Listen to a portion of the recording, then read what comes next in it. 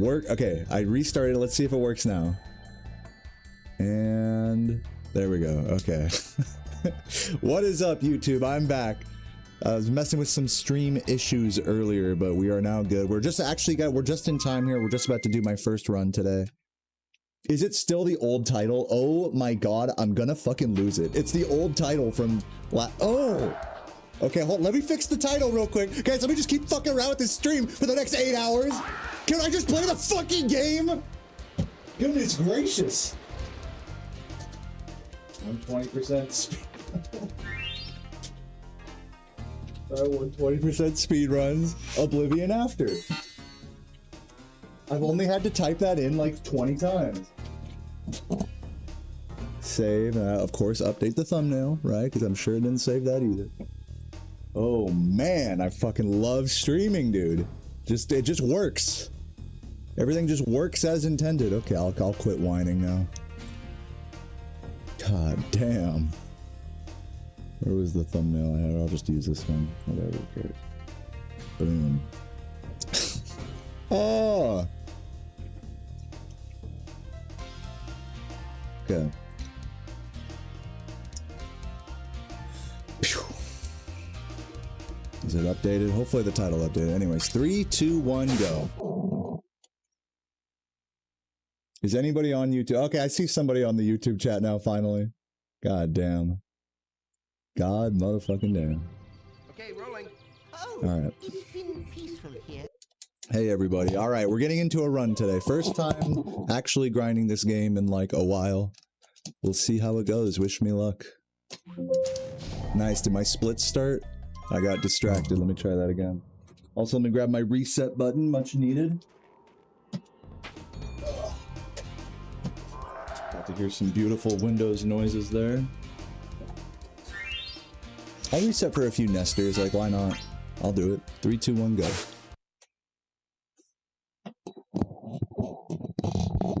Just play the game. I'm gonna just play now. Don't worry. What's up, Elk Jair? Good to see you. Okay, rolling. Yeah, things just work right from the start. Thank you, Conasium, TJ, and Mags for the subs. Hope you guys are doing fabulously today. Let's get it.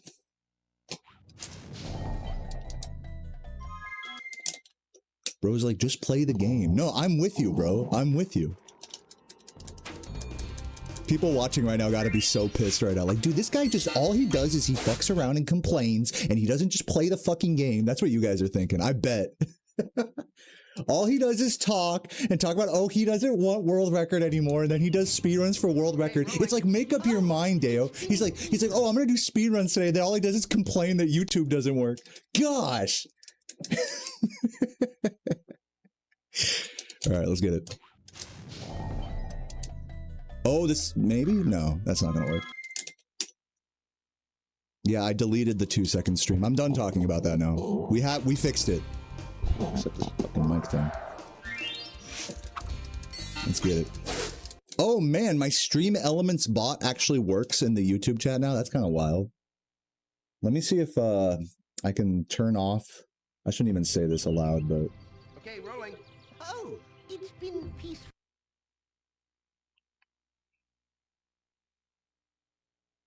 I don't even know how to turn off auto mod.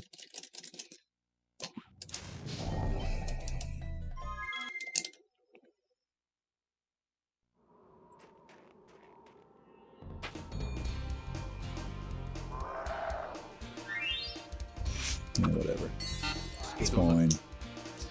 What's up, Jade? Thank you so much for the 39 months. Jaddy-O in the chat. Hope you're doing well today. Welcome, welcome.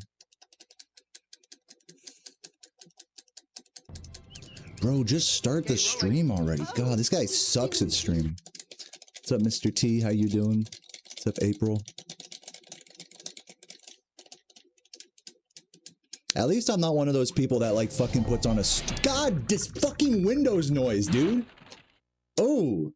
Thank you for releasing me. At least I'm not one of the people that fucking stream starting soon. You know, who here does that? Stream starting soon, guys. I'll be in the chat for the next 10 minutes while I set up the stream. At least you guys get to see behind the curtain, you know. I can make you guys watch a splash screen for like 20 minutes, 10 minutes before I go live. The sub goal is wild. Yeah, I mean, I don't plan on hitting it today. To anyone who thinks I'm just greedy as hell, that I expect 80 people to sub right now or anything, but in due time. My plan is to do streams like this for the next couple days, just like maybe 120, maybe some Spyro 2, and then Oblivion practice. 3.5, if you look it up, you'll find that Spyro 3.5 is a mod of Spyro 3, very similar to like the challenge mods I've done in the past. Yeah, I'm getting close to my wit's end on Nestor here. I'll give it 1 or 2 more shots and then I'll just talk to him if I'm not close. That's a good suggestion, TJ. Good suggestion. You'll cancel the 80 sub gift? Yeah, you know. Go ahead.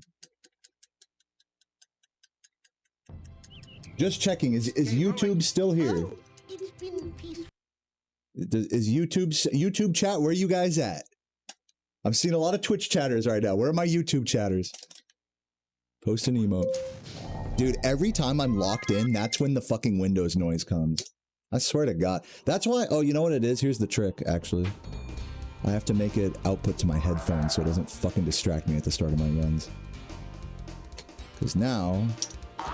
Yeah, now it shouldn't make that noise. And then if I replay a alert, it shouldn't. Let me see. Okay, yeah, we're good. Okay, I fixed it. Fixed the Windows noise thing. Strats.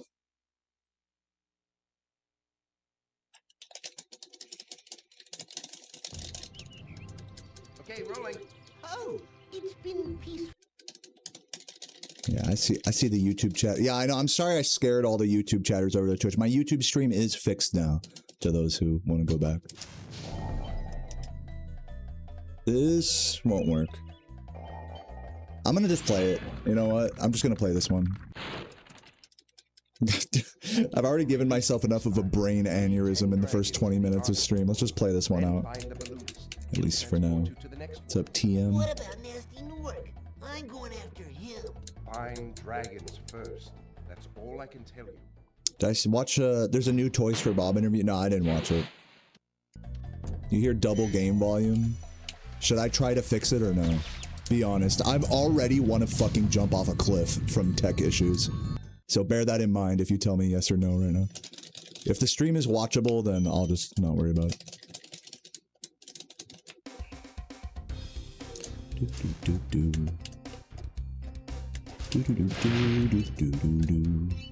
What's up, Pat? What's up, Buzz? Hope you guys are all doing well today. Welcome, welcome.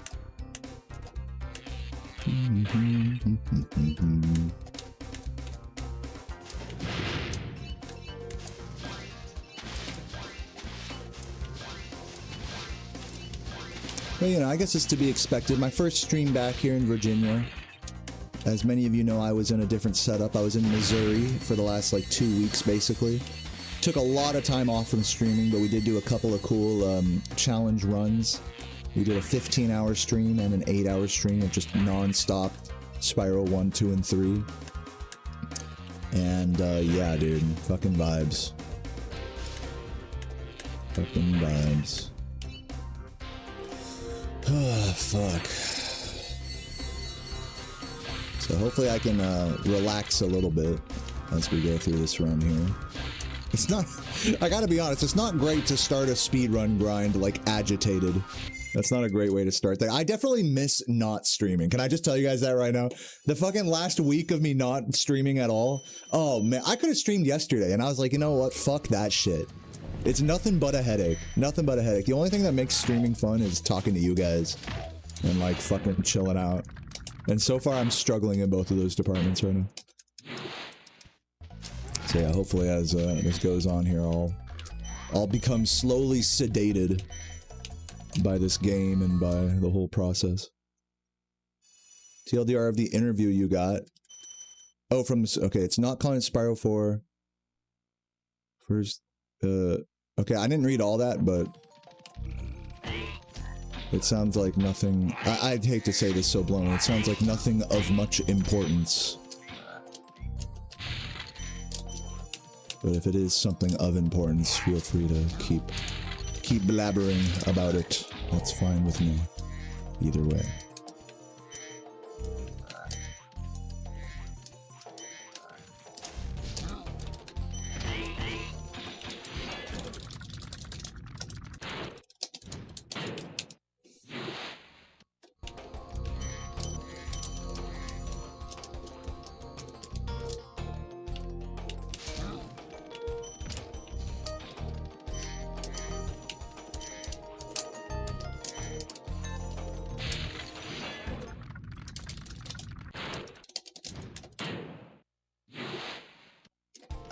general idea of the direction they're taking. I don't trust anything like that from any dev interview from any dev ever.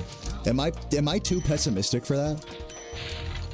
Like, how many times have you guys heard a pre-release interview where they're like, oh, we're gonna do this and this, and we want the game to be like that, and we're trying to really make it like this and like that, and then the game comes out and it's like nothing like anything they were describing?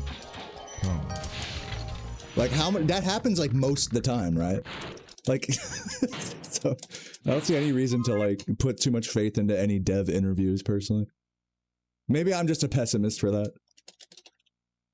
Unless they say something that's like really like crazy, then I don't really see much to glean from like general game direction insight. Though I'm sure for a lot of you guys it is fun and interesting to learn about. So that is cool. Nothing wrong with that. Yeah, they're not going to tell you that it's going to be like an underbaked, you know, fucking rip-off, you know. They're not going to say anything negative. That's true, like.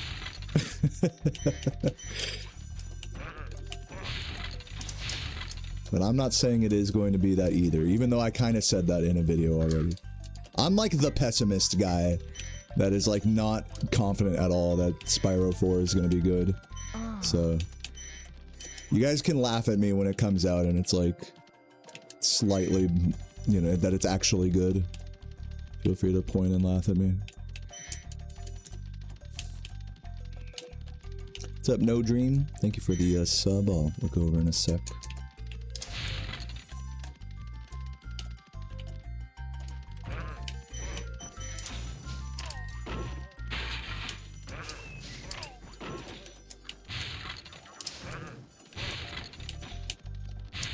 Here's what's way more valuable to me than a developer interview is like gameplay footage, right?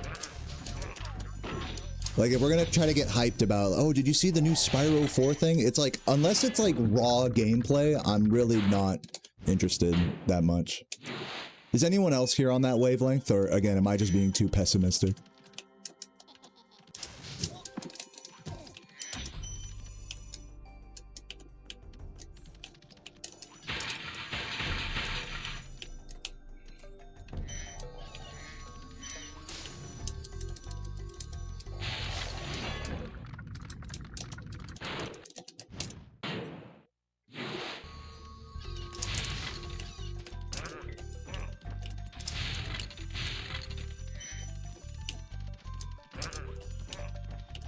That was what was cool about, you know, developer interviews back in this game's era, back in like the late 90s, early 2000s. You know, you'd get a demo disc or you'd watch G4 TV and they would have all this behind the scenes footage, like of all the devs sitting there with their old, like, you know, Windows 98, and you could like see them like making the fucking character models while they're talking about the game.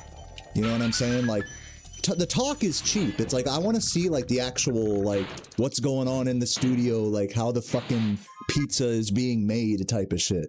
Like, that's the interesting part of the developer interview to me, and that's how they used to do it. Now it's just like, all right, here's a fucking Dextero article where we interviewed fucking, what is his name, Thomas Yang or whatever, and he told us how good it's gonna be. It's like, what do you fucking do? What's up, Piano Man? Thank you for the good luck. Yeah, those used to be like some of my favorite things to watch, was like behind the scenes development, like story type videos. Not videos, but like shows. There's one of my favorite shows on G4 was called Icons, and it just talks all about the development history of like iconic games like GTA 3 and stuff.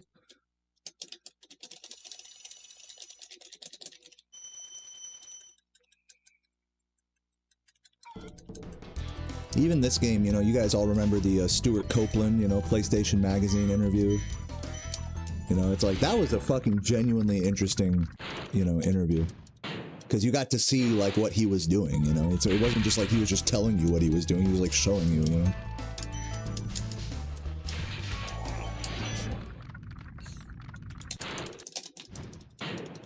Yeah, look up G4 TV Icons, Knucklehead. There's definitely some videos probably re-uploaded on YouTube or something. Icons with an S.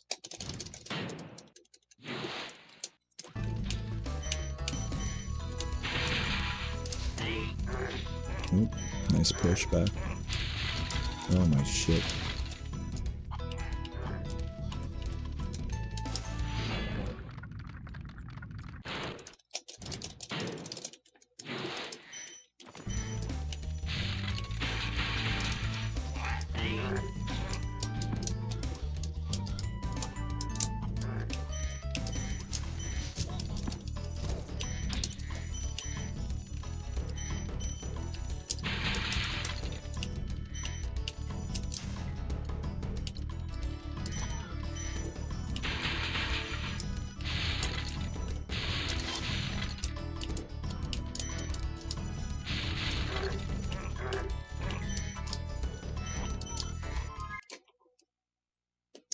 Yeah, welcome, Wotho.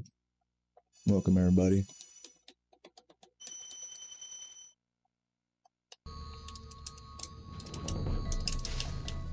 They said they didn't hire Stuart Copeland, that ain't it. I don't give a fuck. I'm like the rare... I'm always going to be the contrarian with all the shit you guys are saying about Spyro 4. I want you to know that. I don't give a fuck if Stuart Copeland's on Spyro 4 or not. I believe video game music can be good without its, like, original... I mean, it's not like the original team is making the fucking game. Who cares if it's the original music composer, you know? It's the way I see it. Like, the game's music can be good if it's, even without Stuart. It's not like it's gonna... People talk about, like, oh, it's gonna be bad now. It's like, bitch, it can be bad with Stuart Copeland. In fact, I'm gonna say this. This is gonna piss some of you guys off. I didn't fucking like what Stuart Copeland did with the Reignited soundtrack. I only like the dynamic music, but the fucking title screen music, the fucking orchestral thing, that was cool the first time, but it didn't stand the test of repeated listening. If you play Reignited a lot, you know what I'm talking about. You fucking hear that fucking title screen music, and it just grates on your ears after a while. It's like a big fucking fanfare. It's like, god damn, dude. Like, how many times can I hear that shit? You know what I'm saying? Maybe some of you guys don't agree with me, but that's just, like, how I feel. I don't believe Stuart Copeland is, like, the god or anything. I'll always push back against the Stuart Copeland simping. He did great on the original games, you know? But so did Ryan Beveridge. No one's complaining about Ryan Beveridge. Where are my Ryan Beveridge fans in the chat? He had just as much influence on these games' soundtrack as Stuart did, but Stuart's the famous guy, so that's all people care about. It's fucking so based. Everybody is so based for no reason. So that's my thoughts about Stuart being or not being on the new game. I don't really care. I hope that if they're really trying to take the game in a new direction, that they get a different, you know, like, that they are doing something different, you know? But like with all these interviews, you know, at least the ones I saw, you know, there's a new one, right, that I haven't seen, but it seems like all they're fucking saying is like, we want to please old fans, but also do something new. And I'm of the opinion that you can't have it both ways. If you want to do something new, well, like, you have to take a creative risk. And at the risk of pissing off the old fans, like myself. And if you want to appease the old fans, then you need to make a game that's very true to the original mechanics, like down to a T, and the art style and everything. Which I don't think they're doing. So you're going to get the worst of both worlds with such an approach of trying to please the old and take a creative risk. You're just going to get a watered down version of both of those things rather than a good version of one, is my opinion. And so to that end, if they're really trying to do something new, I think it's totally okay that Stuart, you know, an old dev or composer isn't on it. Yeah, everyone's, oh, Tom Kenny will be Spyro. Oh, you know, it's like you know, it's fine. It's fine to be excited. I'm not trying to shit on anyone's excitement or anything, but it's like, I think I've said my piece. I don't need to talk in circles on it. I'd never have been one to buy into, like, the star power of any of that stuff. Like, I like Carlos Alazraki's version of Spyro, like, that we get in Spyro 1. A lot of you guys don't even know that Tom Kenny didn't even voice Spyro in the first game that I'm playing right now. That was Carlos Alazraki, the old cop from Reno 911. Who here didn't even know that? It's not even Tom Kenny. He only did it in Spyro 2 and 3. Oh, God. So, yeah, I'm not, like, one to get too I'm not one to judge just based on like who, you know, what star power is associated with it. And I think the more, I'll say this as well, to play devil's advocate, is the more a game leans on like a voice actor's star power or a composer's star power, I think games can suffer for that. Like, you guys look at the game I'm going to be playing after this, Oblivion. What's the guy's name? Sean Beam or whatever? Like, literally that game has like 7 voice actors. One for every like race and, you know, and gender of each race. And that's for every character in the game. So what ends up happening is you get like, sure, you have like some of these famous voice actors, but it all ends up feeling like this samey thing, because instead of hiring a bunch of different talented people, they got like 7, you know, they got a small pool of like, you know, really good people. But, you know, it doesn't matter if, in my opinion, it doesn't matter if the voice acting is good if every different character sounds like the same fucking person, basically, of a given race or gender, you know? I'd rather there be a variety than it be like the same voice for every dark elf, you know?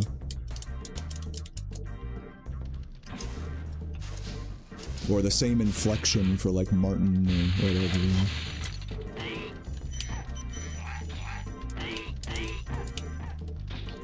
And I think that's how it goes when it comes to like famous people on a dev team, is that it's like, because the price is so high, it's like they can't have as much of that variance by hiring more people. I don't know. Just my opinion. Elijah Wood did a good job, what, with Legend of Spyro? The Elijah Wood David Spade dynamic was so fucked. It was so it was so bad it was good. So I can't even argue with that. Elijah Wood over here actually trying, and David Spade actually not trying, was just so fucking funny.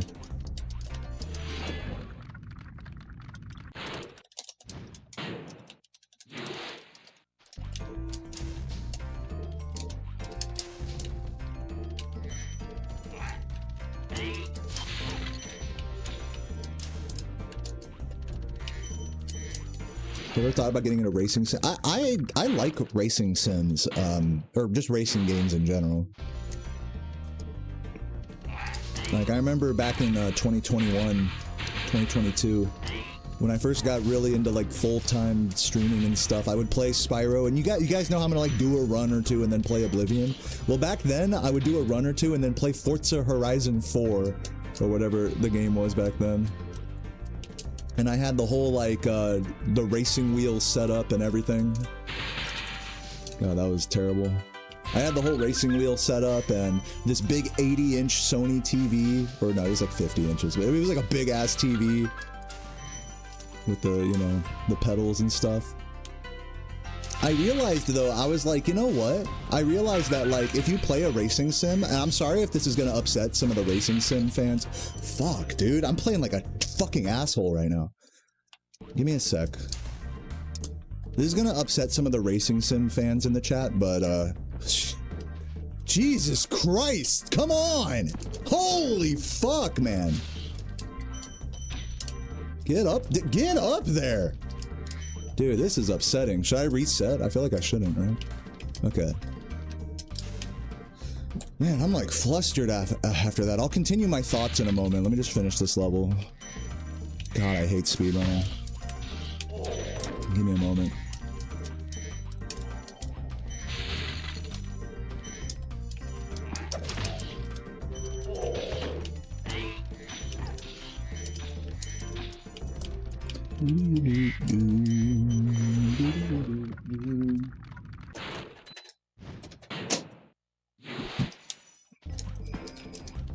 I gotta be losing at least a minute here, right? Wow, terrible jump.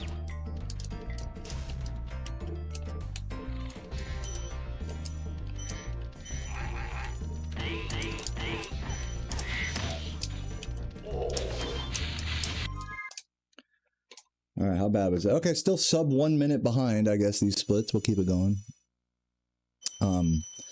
Yeah, to those of you guys who are really into racing sims, and you have like the whole steering wheel, like, you know, and racing chair and everything, I found that if you just use a controller, the response is a lot better than using an actual wheel. Like, you'd think using a wheel and the fucking pedals, it'd be like, okay, this is better. You know, especially for like a really like simulation style game. But actually it's like genuinely like noticeably less responsive. At least that's how I felt on Forza Horizon 4. Maybe it's different in other games. But yeah, that was kind of that was an eye-opening moment for me when I was like, damn, I spent like $200-300 on this wheel and fucking pedals just for me to just switch back to the fucking like PS4 controller or whatever. It's like, damn.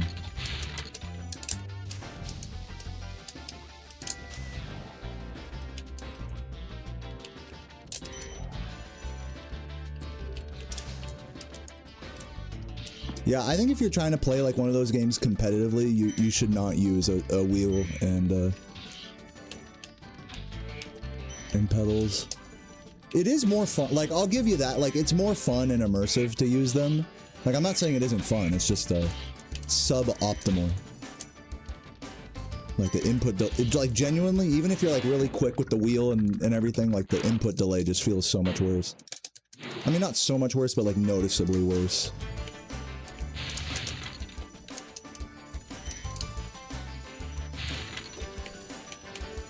It's kind of one of those things, like with speedrunning, there's like, you know, you can get used to playing on an emulator, but if you're used to playing on a console that has slightly less, you know, input delay, you're gonna fucking hate going back to emulator. You know, it's like one of those things.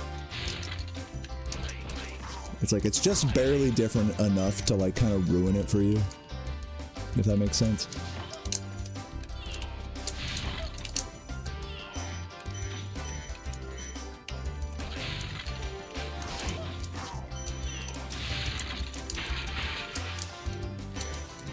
Can I have the fucking gold, dude? Jesus Christ. Because I jumped. Oh my god, the red as well. Because I jump charged there.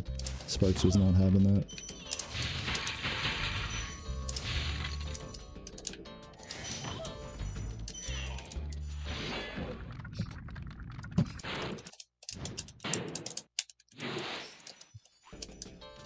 Speedrun brain take, I guess. I don't know.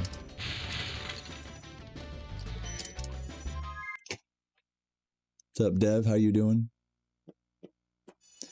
Yeah, I get. You could definitely make the argument that I'm just talking about my experience with Forza Horizon, which isn't like a true racing sim. So you could definitely argue that I'm coming from a place of ignorance there.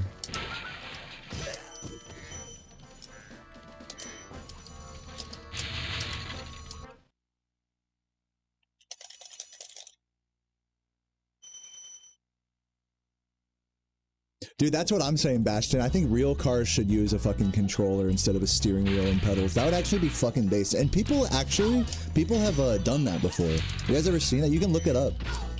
Where people replace their steering wheel with like a fucking controller. I don't know if it also affects like the pedals as well. But I've definitely seen like videos of people replacing their steering wheel with a controller.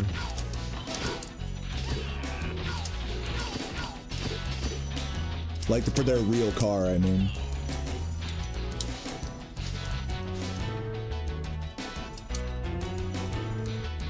Bruh. Bruh. Yeah, submarines as well. Apparently, you know, everyone memed on like the Ocean Gate, whatever, like using like a shitty third-party knockoff controller. But apparently, and correct me if I'm wrong on this, apparently that's like standard practice in like the submarine community or whatever. In the submersible community is to use like a fucking like Xbox controller or something to like control the damn thing.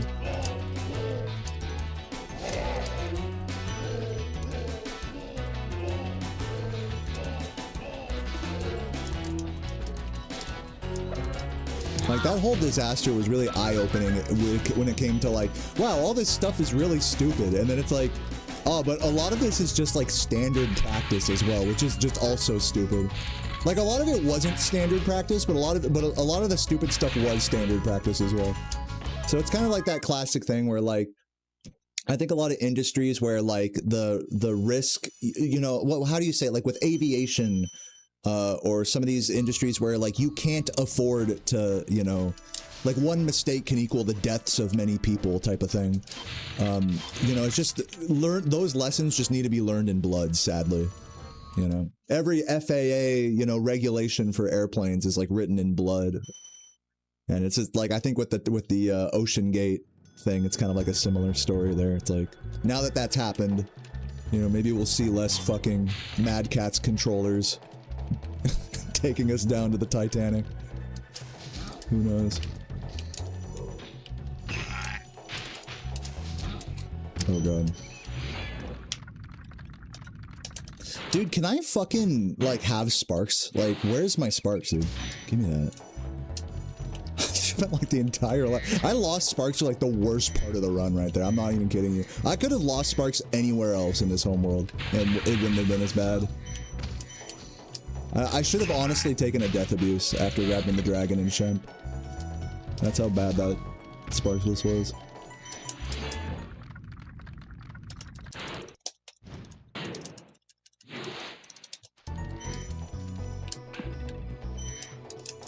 Missed it. Red fuck in the chat.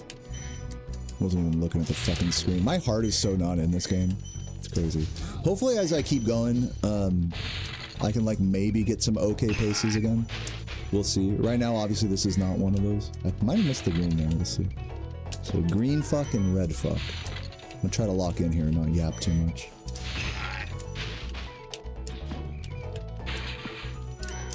Yeah, I think it's just because this pace is dog shit. It's like my first day back to this setup. I don't care.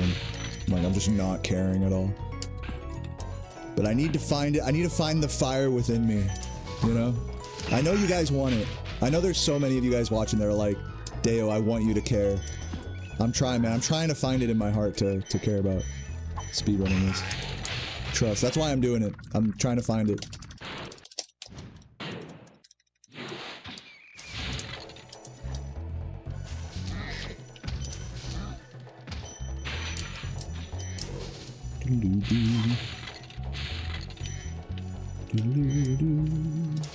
Okay.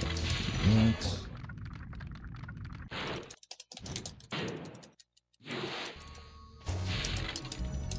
Notification for the 420% run. Yeah, it was actually that was the wrong title for today's stream, but yeah, if you go back and look at my live tab on my YouTube channel, you can go see that. And I did it like a week ago, and it was pretty fun. It was chill. It was only like an 8-hour stream, and I took like 30 milligrams of edibles by the end. But I went slow with it. I didn't take them all at once. If I took them all at once, I would have been having like a fucking panic attack. By the end, I was getting a little paranoid. I think you guys could tell. But for the most part, it was pretty fun. What was even more impressive of a feat was the Sexfecta that I did. So if you guys missed any of that, feel free to check it out on my live tab. That was a 15-hour... Oh, I gotta grab that red. Hold on. Focus. Do not exit without that red.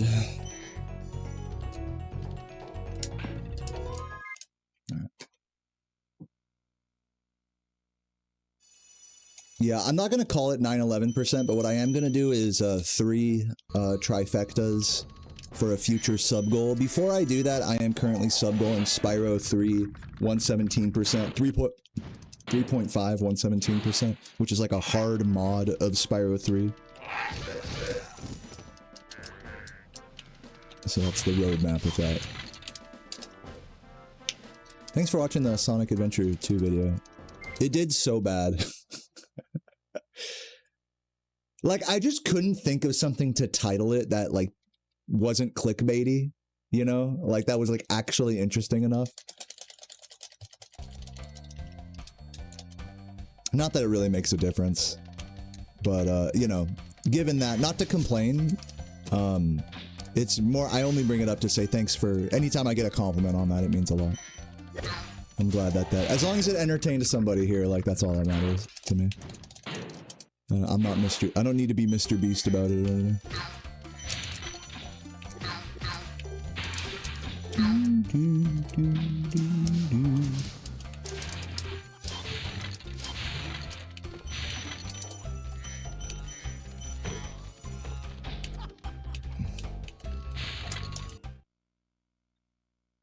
The rest of the vacation was really good, Bob. I went on the water. We went on this float trip, like down this long, like river lake thing, with a bunch of rednecks. Man, and everyone had their own cooler and chugged a bunch of beers and fucking kicked it, and we ate food. And man, it was just nice, man. Like so much delicious meals shared with the family. Cooking at home. I did a bunch of grilling myself. Saw a bunch of my family from my mom's side out there. Fucking sloshed around on the Wave Runner a shit ton. We had this old 90s Yamaha Wave Runner that that we got for like $600 off of a friend. Dude, that thing is sick. It barely even goes like 25 miles an hour, but I don't even care because you could just do flat spins on it and it's just so fun.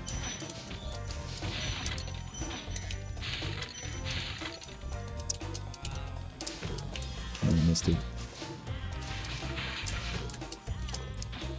Belgium or Spain? Is that who's in the World Cup right now? It was fun watching World Cup games with my dad, kicking it in the house, having a beer.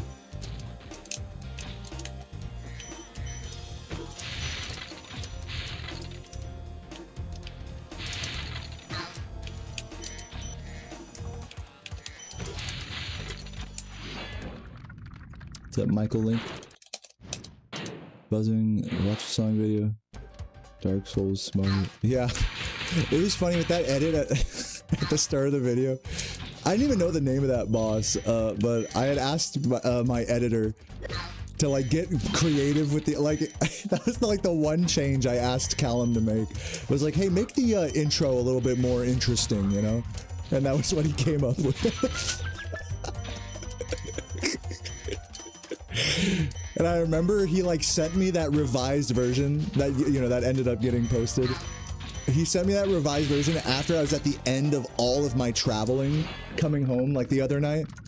You know, we had done like several like multi-hour flights and layovers, and we were just so tired and hungry, and I was there at the fucking Richmond airport, you know, at like 1 in the morning.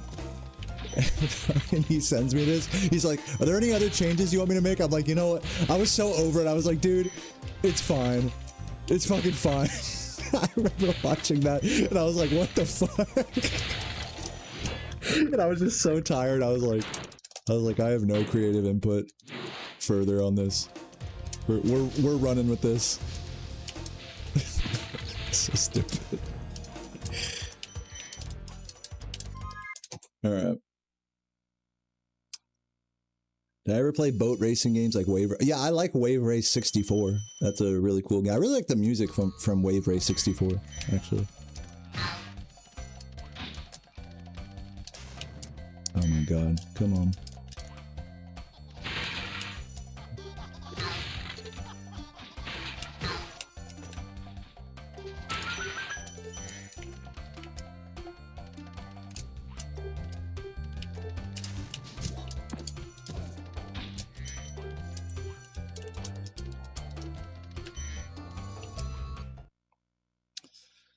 What's up, Jexy? Great to see you. Yeah, it was a beautiful time in Missouri. And I want to say thanks again to everyone who like subbed for all of the marathon runs I did, because it really gave me a lot of peace of mind with not streaming for like a week straight. Like we're still over 700 subs, and we're trying to get that sub goal going back once again for more crazy endurance stuff. So yeah, thanks to everyone who has subbed, and if you haven't subbed, hey, we got a goal going right here. We're only like 100 away. At this point, we're like bleeding subs like so hardcore. So we'll see what happens. But yeah, I'm in no rush to hit any more endurance run sub goals right now. I'm kind of trying to find my footing again with like this game and getting back into the Oblivion practice. Like I want to have at least like a week of like these types of streams where hopefully I can like actually get some decent paces going and keep progressing through the Oblivion route. That's like my goal for the next week or so. Oh yeah, Hydro Thunder. Yeah, the fucking Hydro Thunder in the fucking arcades. Anytime you'd go to like a fucking like, I don't even know, like a hotel resort place that has an arcade, and it's like super liminal. They always have a fucking big ass Hydro Thunder cabinet that's like louder than every other machine in the whole place. Yeah, I fucking love Hydro Thunder. That should be vibrating like crazy. That's like one of those cabinets that just vibrates super hard, or like the boat turns with you that you're like sitting in. Dude, can I fucking hit anything here? No, I missed that gold, I think. Oh no, I didn't.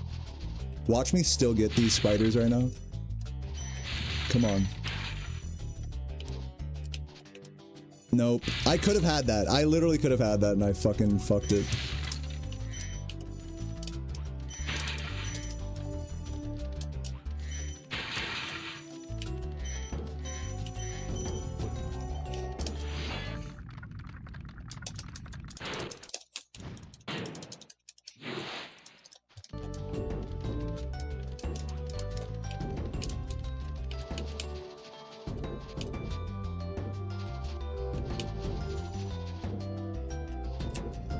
Oh yeah. Check me out. Fuck! Shouldn't have done that. Note to self, don't do that second bump. It's fine.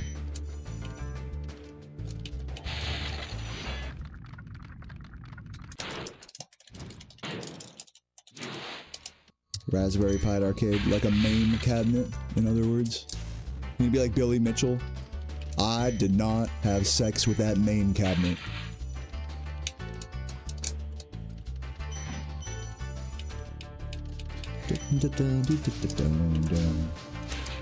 If I ever had a personal arcade, I would only want 2 machines in it. I would want original arcade cabinets of a Neo Geo and of Miss Pac-Man Turbo.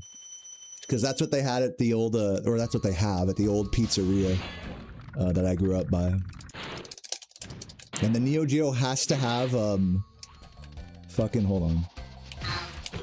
Has to have Metal Slug 2, or just like any Metal Slug game. It has to have Puzzle Bobble, and then the third game can be whatever the fuck. I don't care. And then that's like my dream like home arcade setup. And they have to be original cabinets, not MAME. which makes the dream a lot more expensive.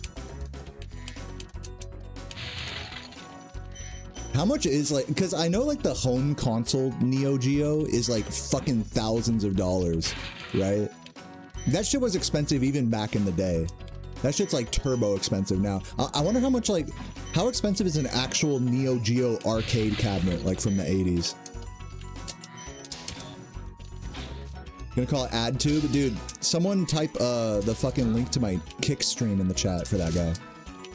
If you watch on Kick, there's no ads. So you literally can't complain.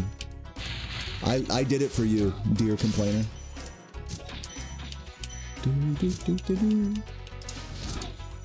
No, let me guess. You'd rather watch on YouTube and complain than actually, like, switch to Kick, right?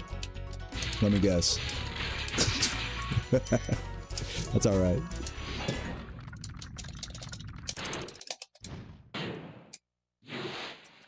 $2-3K? For an original Neo Geo... dude, I fucking did that wrong, I think. Hold on. I keep doing this wrong. I'm supposed to, like, hit these guys. Yeah, something like that. I'm supposed to hit the 2 guys first, and then the fucking... metal fuck. I think I missed the blue here. No, I didn't. It's not that serious. You never seen an ad here? Dude, I'd be spamming ads here. No, I'm just kidding. I don't spam ads. I do the fucking, what's it called? Middle ground, middle way. Buddha approved ad. I'm rocking that Nirvana of ads. Yeah, no, it's all good. But yeah, to anyone who's over ads on either Twitch or YouTube, remember that Kick is ad-free. That's why I stream there as well. So feel free to check that out. You can also Kick chats show up on screen. So you just have to, your account has to be like an hour old or something.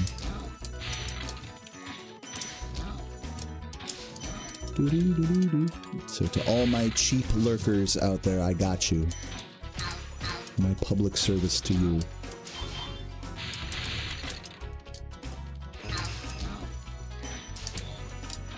Speaking of Kick, thank you to Meow Bark Bark for the Offline sub on Kick. Legend.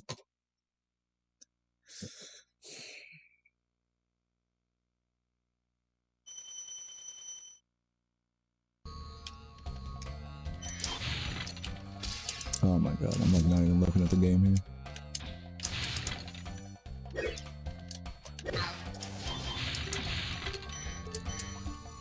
Guys, should I get a PS5 controller and learn how to speedrun this game on one? I do have the converter thing for it. Because that's what Jordy uses. That's actually what a lot of world record users use for old PS1 speedruns. I think Composer uses one. I think Jordy uses... I know Jordy uses one. Chris LBC uses one. Even like for other games like Crash 2, you know, Stuart uses one. Like that's kind of the meta now in the controller game. I pushed back on it for a long time, but it's like I can't deny that that is now the meta.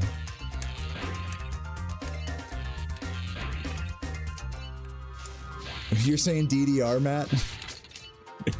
You think we're gonna start a new meta with the DDR mat? DDR mats are actually so fun, or not fun, but they're funny challenges in this game. It feels so good to actually beat a flight level with a DDR mat. It's so hard fought.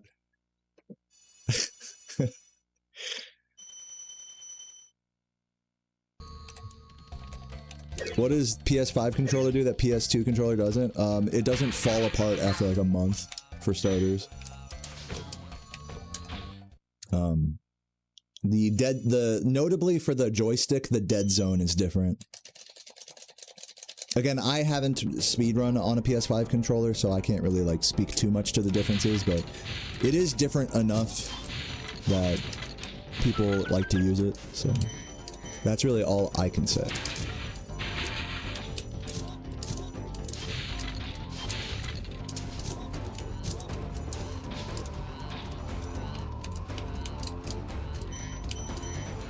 Ooh, give me that.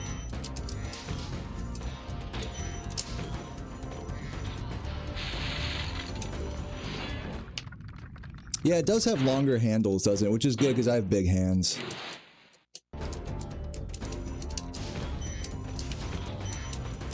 Can you get a PS5 controller that doesn't have the like the trigger, that has like R2, L2 buttons instead of the triggers? You guys know what I mean?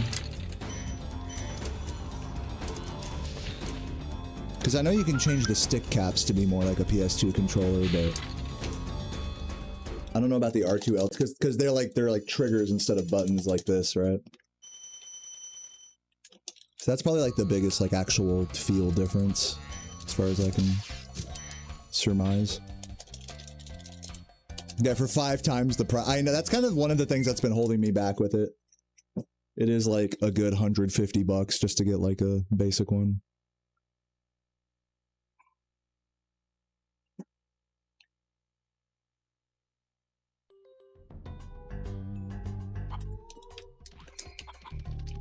I am not making this cycle.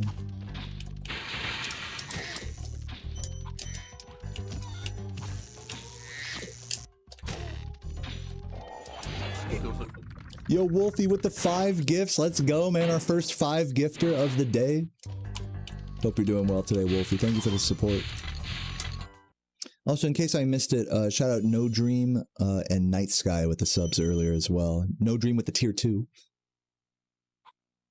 The devs are going to start talking about using gems for micro. Dude, imagine in the fucking, in Spyro A Realm Beyond, it's going to be gems that are like the microtransaction currency. Oh, that would be fucking, that'd be cruel. That'd be hilariously sad. You guys been seeing how shitty GTA 6 is looking, right? Didn't they say that game's gonna be 30 FPS unless you like buy the PS6 version or whatever?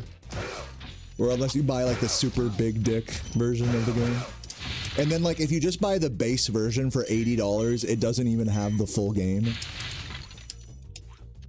And 30 FPS, by the way. Like, goddamn. GTA not looking good for GTA 6 right now.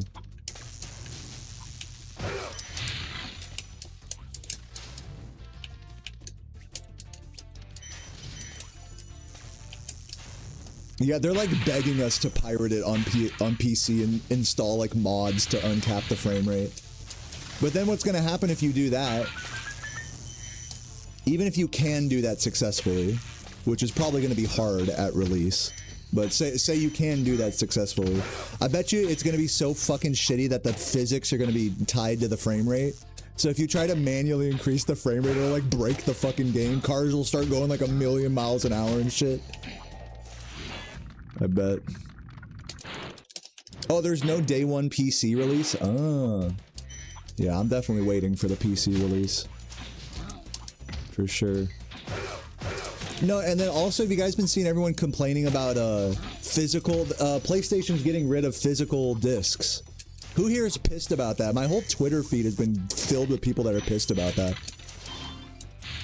But, like, I was under the impression that, like, physical media, like... has been just a facade for gaming companies for a long time. Like, yeah, you can buy a disc version of a PS5 and buy a disc for each of your games, but you're still installing them on the console and like you're still playing them digitally. It's not like it's reading the fucking, it's not like the game is playing from the disc. You install it and it's playing from the, it only reads the disc for security purposes. Right? Is that correct or false? Is that not how it's been in modern gaming for like a long time now? So now people are finally upset. They're like, oh no, you're taking away our facade of physical media. It's like, it's been a facade for a long time now, right? Am I like off the mark with this? Someone correct me if I'm wrong about this. It's like, no, my facade. I want to at least pretend like I'm playing a game from a disc. Like, that's what people are complaining about? Am I understanding it correctly? Like, I'm not saying they're wrong to be mad or anything. I'm just saying it's been fucked. It's like, why are we're upset? Like, it only took us like a decade to get upset about this.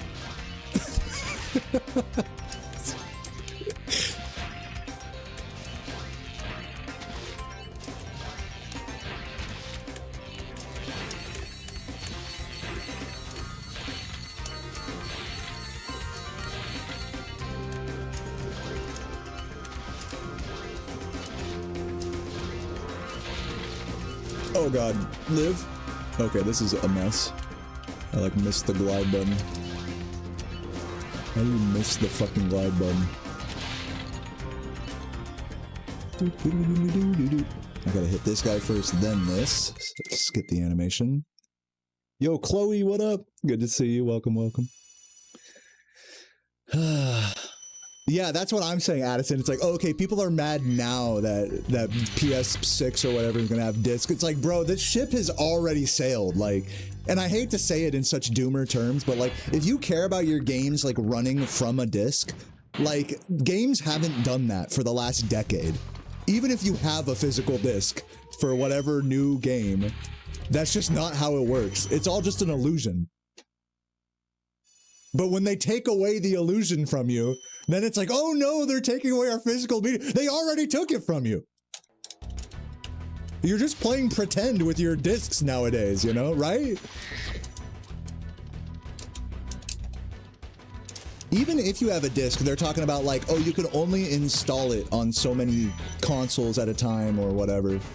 Like, so it's not even like the DRM is so crazy with modern games that it's like having a physical disc is literally just an illusion of just having a piece of digital media, basically. This is how I understand it. Again, if I'm like, if I'm wrong about this, feel free to correct me, like on some of the details here.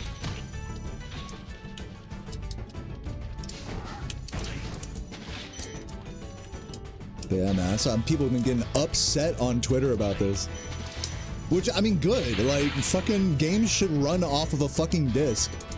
Like, I'm in full agreement.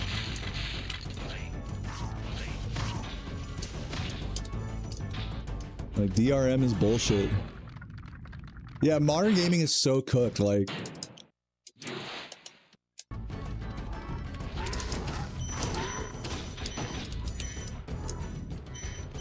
It's like ever since the PS4, it's only made sense to just get whatever game that's on PS4 on PC instead. Maybe when the PS4 was like new, there would be like console exclusives and stuff. But now that's not even the case anymore. Anything that was a console exclusive for like PlayStation or Xbox is now multi-platform. So there's literally no reason to own, even before now, there's no reason to own a PS4 or Xbox generation from that point forward. There's no reason. Like, what's the reason?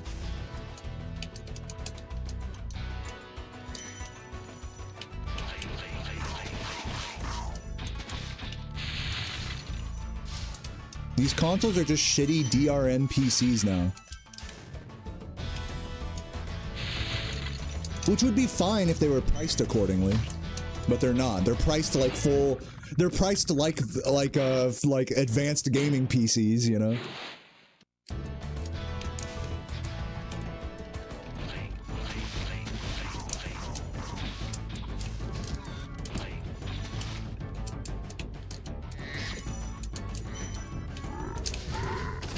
Like, I think with console gaming, even before all this DRM bullshit, I've always felt that with consoles, it's always been a question of convenience. Because, like, if you can... Because a lot of people don't want to, like, build a PC or deal with, you know, the fucking Windows operating system or, you know, having to install a game and, you know, go online. And it is more of a headache than just putting in a game and then, like, letting it run. But now it's like having a console is like just as much of an inconvenience as playing the same game on PC, because you got to sit there, wait for it to fucking install, make sure you're connected to the internet, make sure it's just the same inconveniences as owning a PC. So there's like no benefit. What's the benefit? It used to be that like a console, you could just buy it and it's like, oh, okay, I don't have to worry about like, you know, getting a whole PC going. I could just buy this PlayStation and some games for my kid or whatever. And that's that. And then they can just play it and that's that. They can get a new game. Like, to me, this is the saddest thing is if a new game comes out and you're like excited to play it, you have to curb your excitement because it's gonna take like fucking like 2 hours at least for that game to install. So it's like, oh, nice, I got this game like midnight release, like day 0. Like, and then you finally get it all set up and installed, and then you gotta sit there and wait for it to install, and then wait for it to update, and then it's like, so it just kills the whole purpose of a console. If like the one thing that a console had over a PC was the convenience, it doesn't have that anymore. Let alone like, you know, the benefit of like physical media and all that.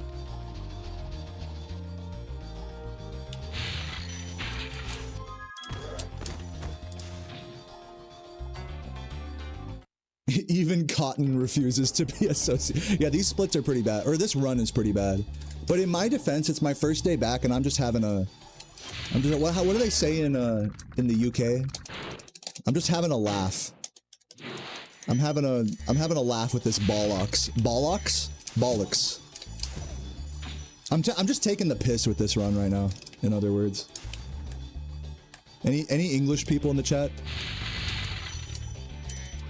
No, I'm just having fun, in other words.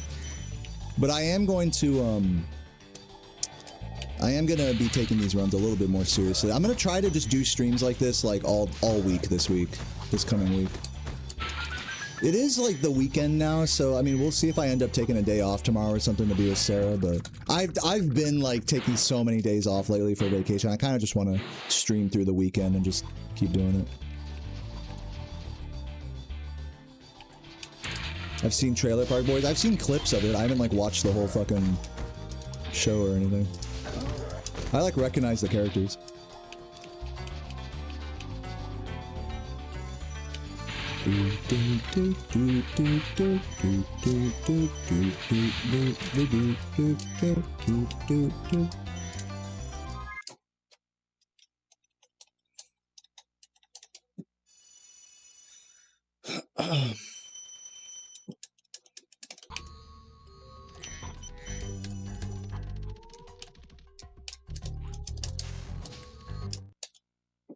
Some water. Need some water after all this yapping.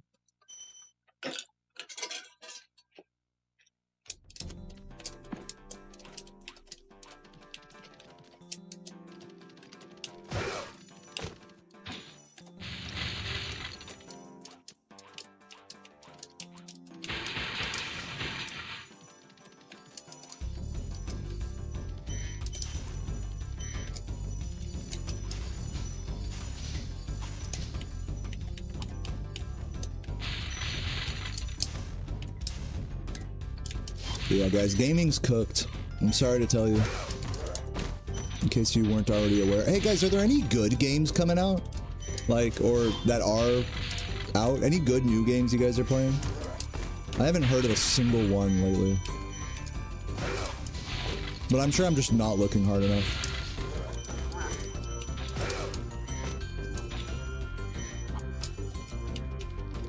Yeah, I enjoyed my vacation. I fucking sloshed around on a wave runner.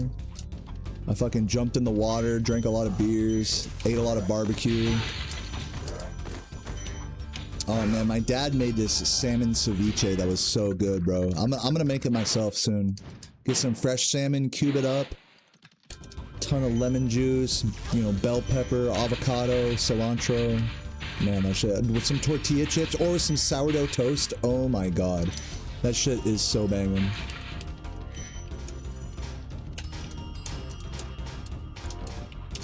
Fable's coming out? Wait, Fable? What?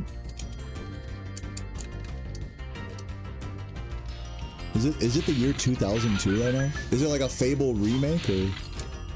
I don't trust this Fable situation. What's up, Husley? How you doing? Dynasty Warriors 3 is coming out. We're just gonna pretend like it's 2002 right now. Guys, what if they made Halo 2? That would be just crazy.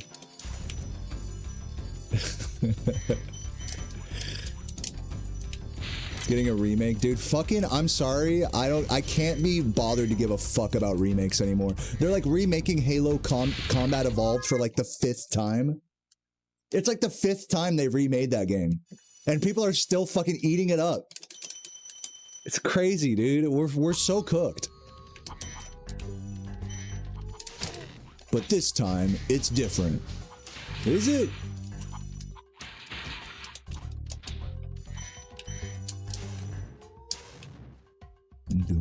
Oh my god, give me that.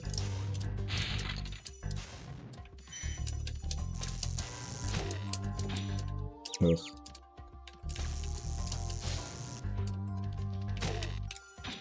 Dude, yeah, same thing with OOT. This is easily the third, I think the 3rd time they've remade OOT.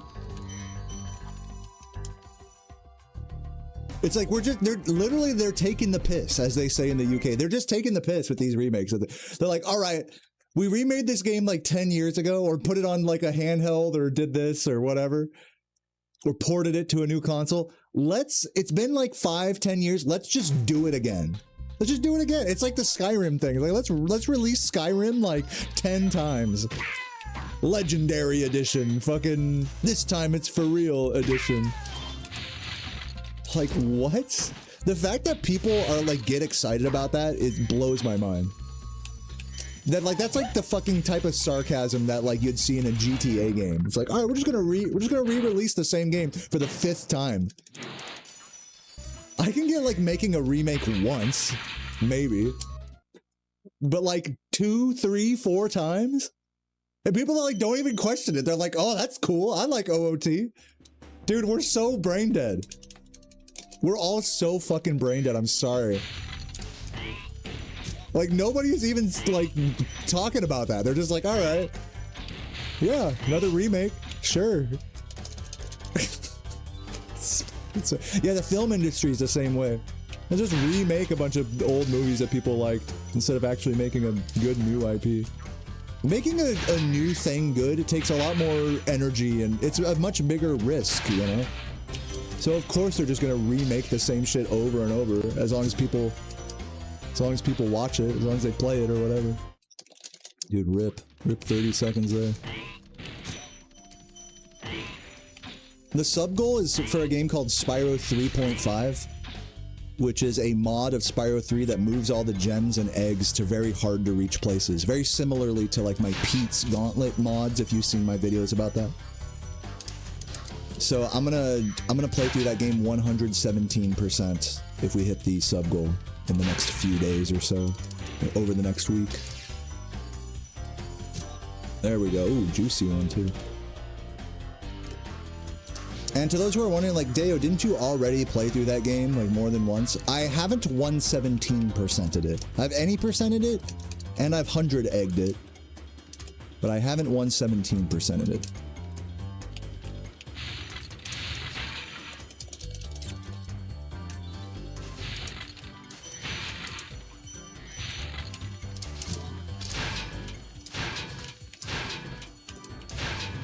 And also, I want to, like, finish the trilogy of, like, I beat the hardest whatever Spyro game mod videos that you guys really like with that. I feel like it wouldn't be right unless I did it for 117%.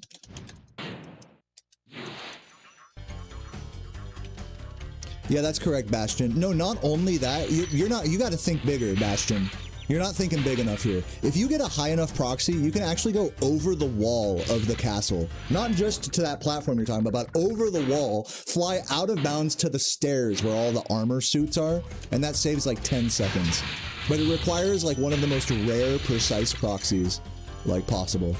It's like a 1 in 1,000.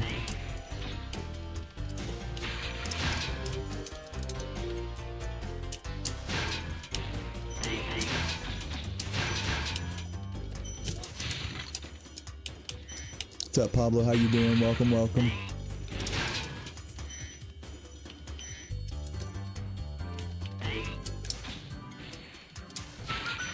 Last strat discovery? It depends on like how small you're talking. If you're talking about like micro reroutes, those are found all the time. Or just like doing a section like, you know, flame charging this instead of that or whatever. Those are very commonly found. Quote unquote found or whatever. If you're talking about something major like that that saves like 5+ seconds in this game, not for a while. Maybe a few months ago. I mean, if you want to count like fucking Super Dave strats and like loot, maybe. I don't know. Big time saves just aren't really commonly found in these games for how long they've been speedran and scrutinized. Especially in the 100% categories, because you are limited by the gems in that sense that like you have to collect them all. Oh wow, look at all those lives. How many lives do I have? I kind of need those lives. Let me get the one. Just the one. Damn, you see that? 2 lives just kicking it. Would I participate in Games Done Quick? Look up Dayoman Games Done Quick to answer that question. All right, let's go. Oh! Give me the red. Yeah, I've done like 2 or 3 different runs at GDQ. Of course, this game, I did like any percent and 120% a few different times. Oops, fucked that up.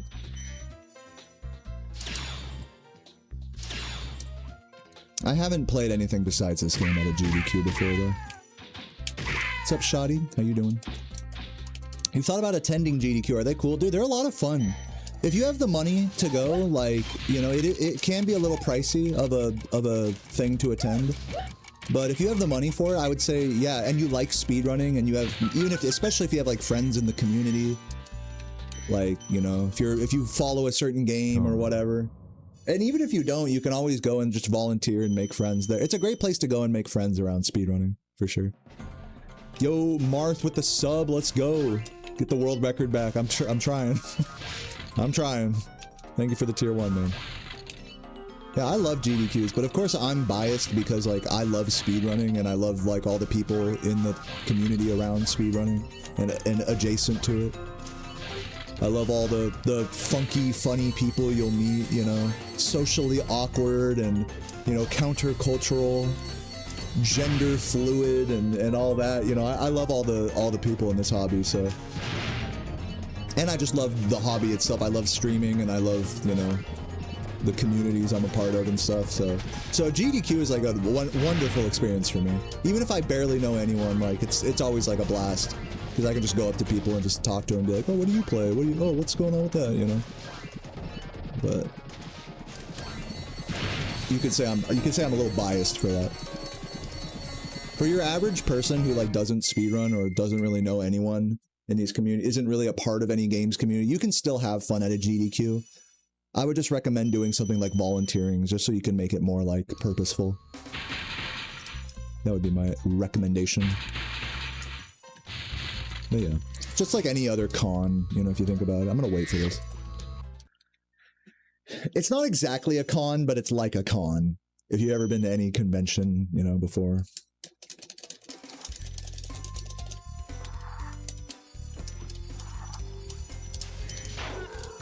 Hope that answers your question.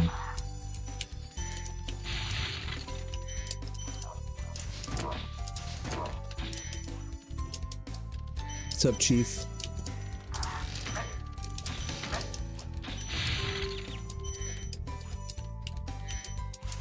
Yeah, at events like that, you know, they just are what you make them at the end of the day. You can go there and have a terrible time and talk to nobody and be very, like, closed off and feel like you wasted your money attending. Or you can go there and make a lot of friends or meet up with old, you know, people that you've only known through the chat. You know, it can go so many different ways at an event like that.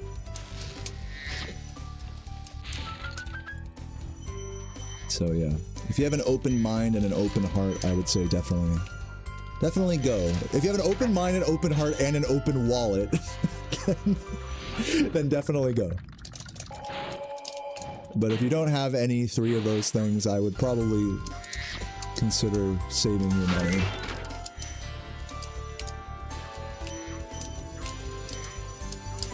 Yo, Donut Bork, thank you for the 2 months. Love the music. What up? How you doing? Yeah, especially it makes a lot more sense, I think, if you're like local to the area as well. Like for me, if you can like do a drive, like God, they had like a what was it called, a GDQ up in like Baltimore or some shit like that I was able to drive up to with a friend. So that made the whole experience a lot more fun, of like a road trip type dealio. A lot of people do that event in such a way, or go with like a partner or something. I've also just gone to them, just flown by myself and, you know, done a run, hung out, got drunk in hotel rooms with other gamers. So yeah, like I said, there's a lot of ways to experience an event like that. Good and bad.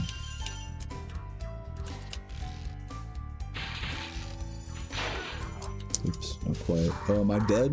Okay, we're alive at least. But at what cost?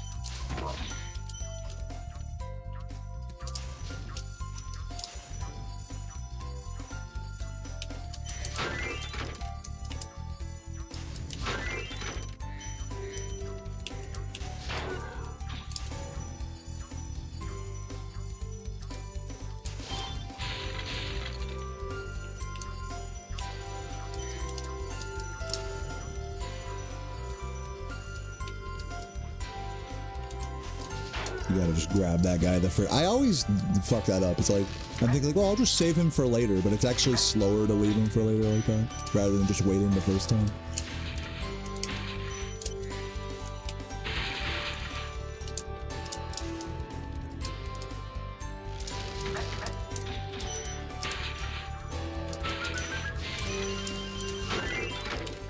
Thanks for the good luck, Poopy Pants. Hope you're doing well. Oh my god, give me the red fuck.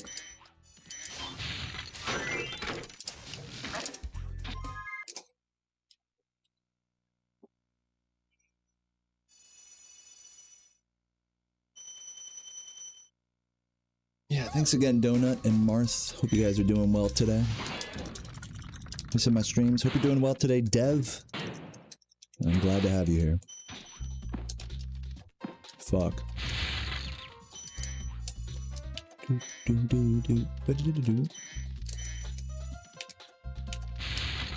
This way. Forgot to grab the... Remember to grab that guy.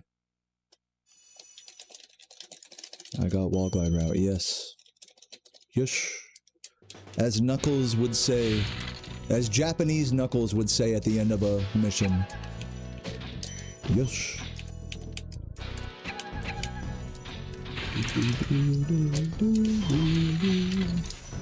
Josh. You'd say Josh. Josh.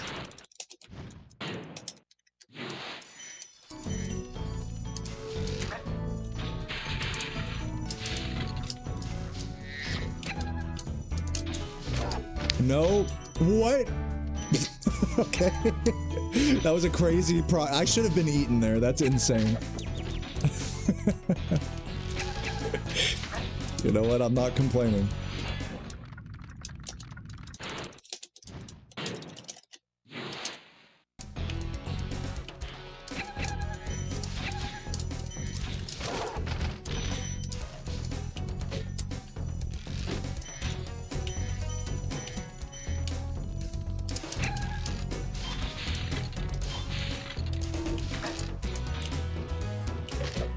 Terrible approach angle.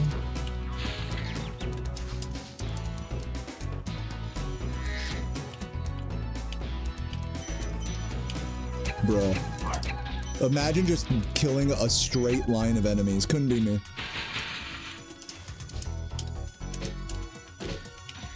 That's why Jordy's the GOAT. He hits those.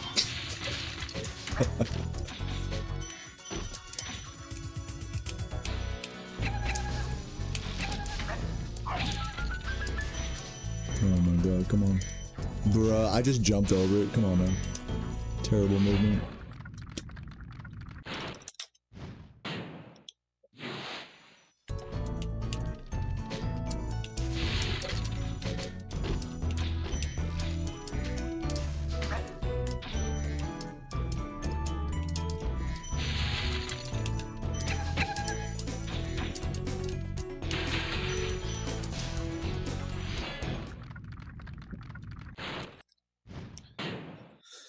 So guys, I tried a Sarah and I tried a traditional Chinese restaurant the other day, and I got this spicy boiled beef soup thing with like Szechuan chili in it. Bro, that shit was so fucking good. I mean, it was really oily. I kind of wish there was more Szechuan. I asked for it spicy. I feel like if you went to Szechuan China, I feel like they'd be like, dude, this soup is like pussy shit. But it was still really good though. Made a bunch of rice, had a fucking big ass beer with it. Oh, fabulous. It was called like spicy boiled beef or something. Super good.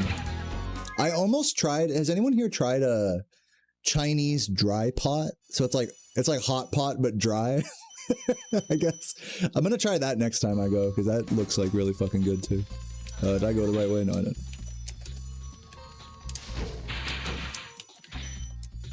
Oh my god. Waveform. Yeah, it's like straight oil. It basically was straight like chili oil with like meat and bamboo shoots and stuff. But it tasted really good on rice. I really liked it. Yo, Aloth, what up, what up?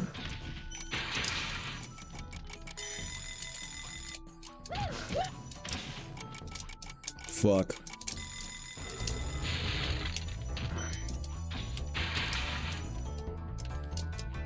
It's 3:30 a.m. Go to bed. Who are you talking to? You talking to me?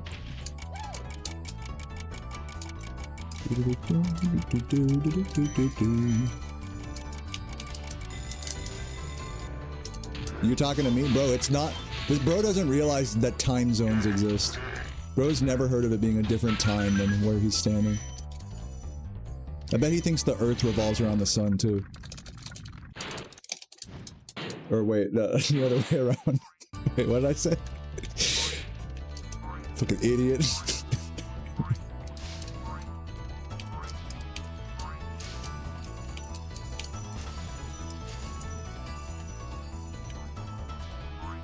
Happy to catch you live watching the Spyro Goods. Hey, thanks for popping in. Fuck! Thanks for popping in, Midnight Mickey. Hope you're having a good day today. You might just be nostalgic, but the old games had a more creative design. Yeah, I mean, it depends on like what you mean by creative design. I think artistically speaking, I think there is a lot more thought like put into the artistic direction of the older games. Like the color palettes are a good example of that. The actual level design itself, I think, was novel for its time, but is pretty dated in, you know, in the current era of like action adventure games. But yeah, for 1998, like this was a very like forward thinking, like like semi-open world level design, which I really like. I think it fits the style of this game's movement very well. Whereas most action-adventure games of the time are like super fucking linear.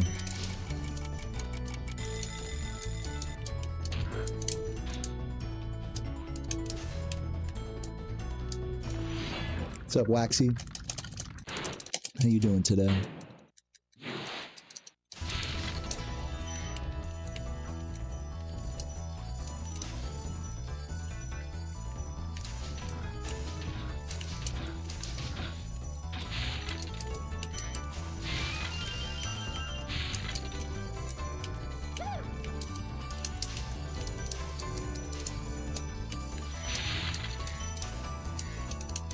Yeah, it's good to see all you guys as well. Wise Old Feather, what up? It's good to be back in the setup. As I said earlier, I'll reiterate, I'm going to be basically just doing this exact grind you're seeing right now, like a no reset or two of this game. And then some Oblivion after for probably, hopefully every day the next like week is my plan. So if you guys are looking forward to that, if you guys are locked in for that with me, feel free to drop a sub. We are sub-goaling Spyro 3.5. Finally actually doing 117% in that, and then going to do like a whole retrospective video about it.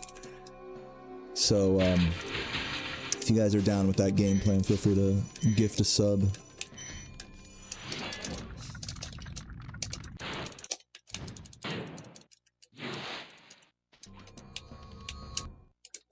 You like the sound of the button mashing? Yeah, hell yeah. I think my mic is like a little hot right now. You can kind of hear the game in the background and stuff, but yeah. It's all good. That's just part of the charm of a speedrun stream. Fuck.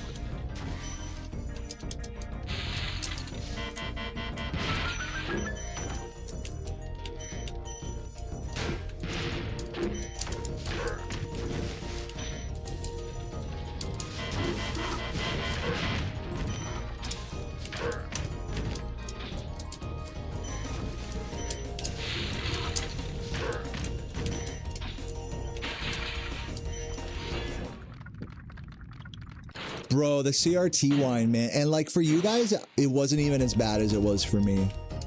You gotta remember this, my mic has like noise canceling on it. So like what you guys were hearing was just a fraction of what I was hearing. And that was for my 15-hour stream, dude.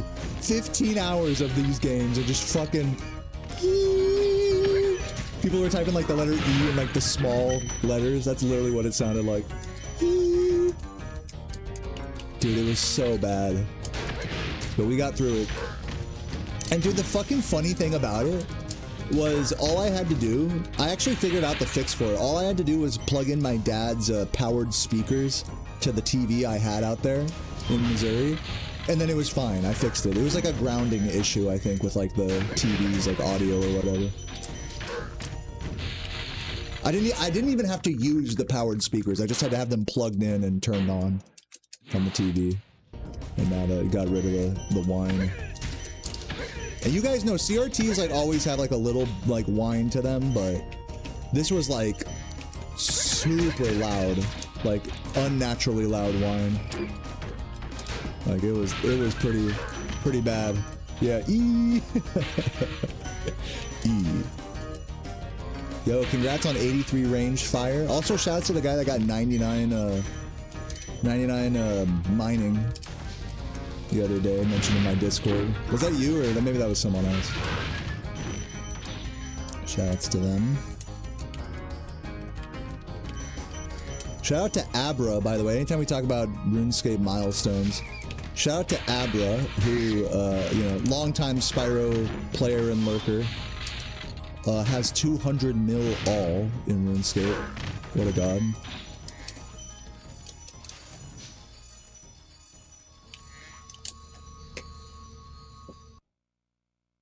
Shoutouts to everyone who's ever donated me their bank in RuneScape. I would have not gotten 99 prayer or farming without that, or construction. I just dumped it all into construction. Just to be like, all right, I'm just gonna bang out a bunch of mahogany tables, like whatever. It was kind of satisfying. It was like, you know what? Like, people threw this money at me just for this purpose, like why not?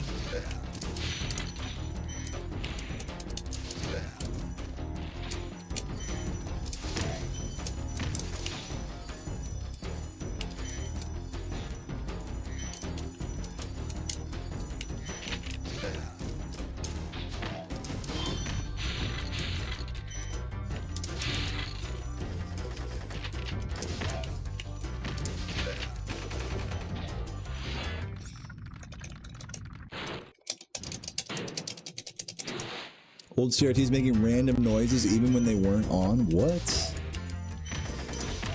Yeah, they definitely should not do that. Yeah, some CRTs really do have like, I don't know if, like I said, I don't know if it's like a grounding issue or what, but some CRTs really have like a really bad whine to them. And it's like, that's not how it's supposed to be. They're supposed to just be like a very subtle, like mains hum or whatever.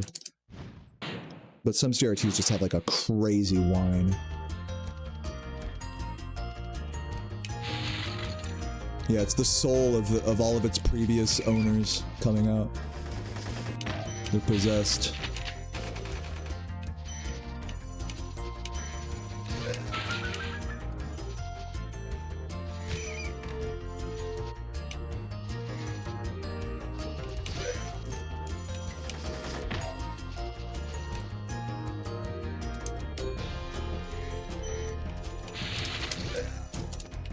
Nice.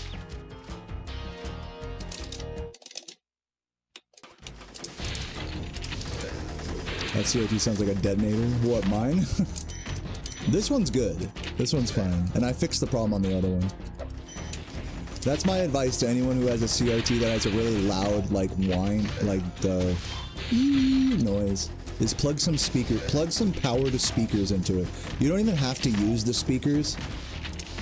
Just, like, divert the fucking ground from the TV to something.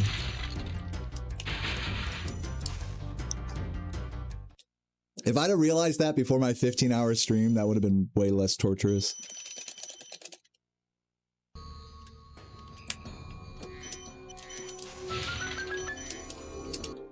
You've been grinding 200 mil wood cutting. Yo, what are you at right now, Chloe? I just got started on a wood cutting grind, actually. Just hanging out in fucking, what is it, Catherby or whatever. Just shitting in the chat with everyone, doing forestry. That's the way to do it. I can't do the wood cutting guild. It's too, I don't want to say it's too sweaty, that's like the wrong word, but it's just too lonely in the woodcutting guild. Everyone just chilling in the same spot at Redwoods. It's like, I like the chaos of yew trees in Catherby. Or what is it, Camelot, whatever. Over there. Yeah, I don't know what it is about even though the Redwoods are like the best, you know, XP or whatever, it's just, I don't know if it's just too lonely for me. If it's a skill where I can just like lurk around other players that are just saying the most like out of pocket shit, like we were talking about like BBWs in the chat the other day. People are like, what's better, a BBW or a BBL? And I was like, BBW equals truth, BBL equals fake, and everyone was like, preach. just the most brain dead conversations.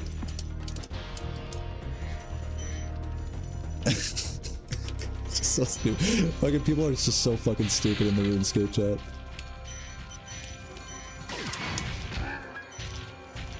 So yeah, for a skill like woodcutting, like I need to have that culture, you know? I'm sure people get pretty out of pocket at the Redwoods as well.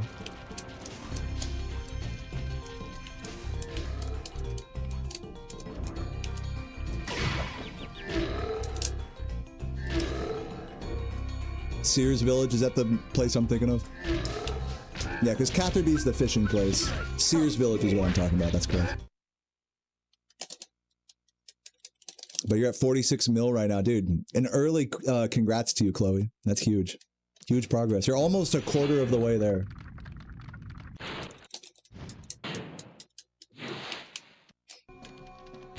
Oh, is that a hot... I didn't even know that was like a hot spot.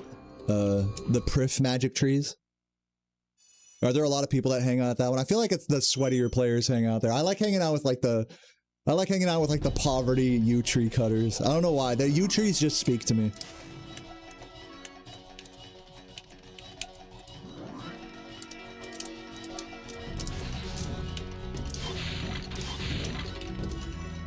Oh yeah, there's teaks there as well. That's true. Yeah, because you could do two-tick wood cutting on the teaks there.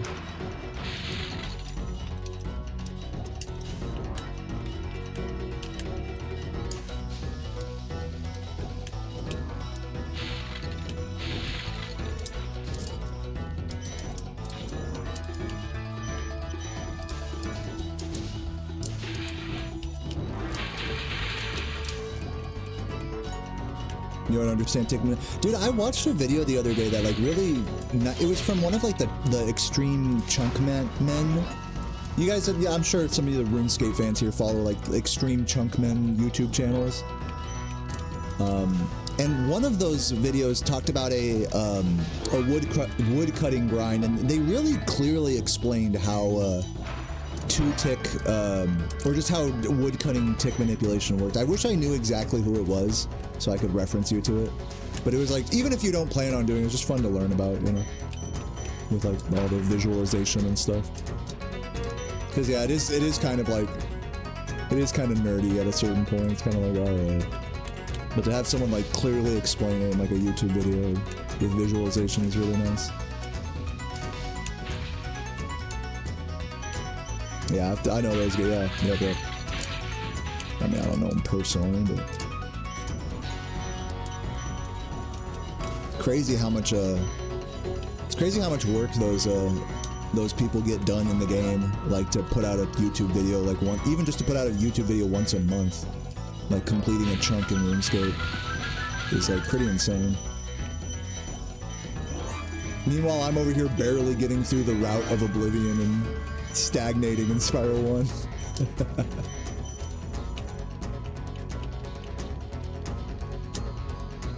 GG, 125. Not quite a 126 today, but goddamn. Hey, thanks MDG, I really appreciate that. Big shout out to everyone who watched the recent Sonic video. It's a good watch. That video kind of flew under the radar, but those of you guys who did see it, thanks for watching it. Very comfy vid.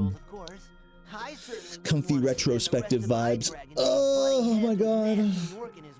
Alright, I've been going for about an hour and a half. I'm gonna stand up because I'm getting a little tired here. I know, it's tiring stuff sitting here and playing Spyro. I'm gonna get up and take a quick break, stand outside, maybe drink some coffee, and then we'll see if I'll either do another run, but I'm leaning towards maybe doing Oblivion after this, so I'll be right back. Thank you guys for the GGs. I am, like I said before anyone goes, I am going to be playing more 120 this week, so please stick around and drop a sub or a gift if you want to see that. We're definitely going to get better times in this. My goal is to get like a 121 and maybe a 120 this week. That's my goal. So yeah, I'll be right back. Give me like 5 minutes.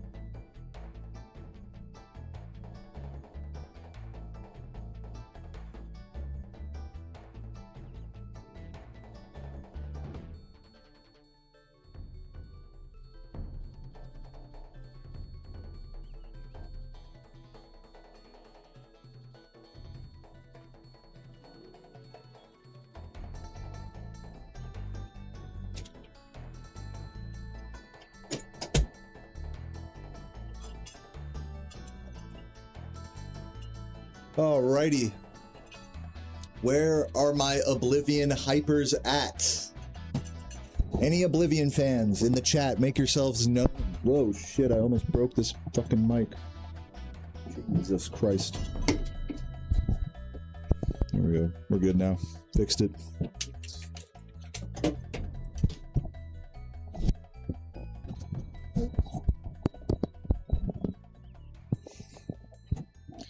Okay, we're gonna move this like back here.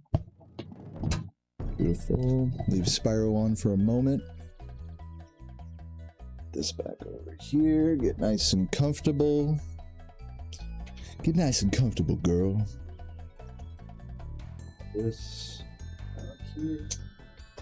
Back here. So, whoa.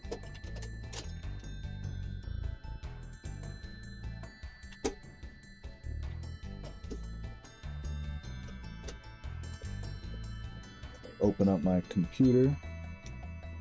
Turn that bitch on.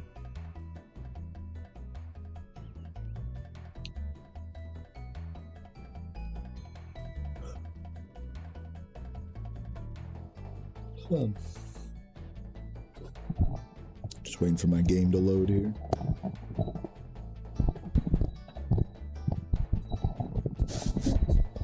Yeah, I'm over here playing with my nuts. I'm like, come on, get in there. Come on, baby. Oh. All right. Shit. Okay, so let me first load up Oblivion, and then I'll put the capture in. Close my layout here.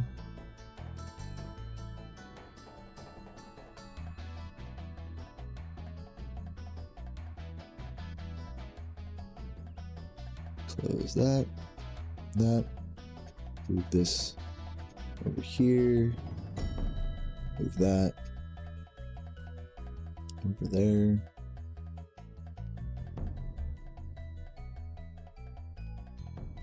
This right there. Move that over here.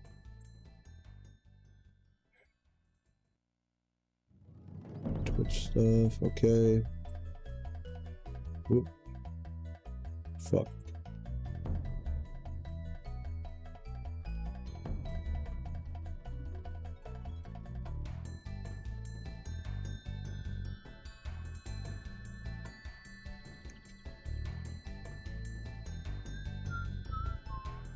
All right. Oh, wait, I unplugged the wrong thing. Whoops. Give me a sec.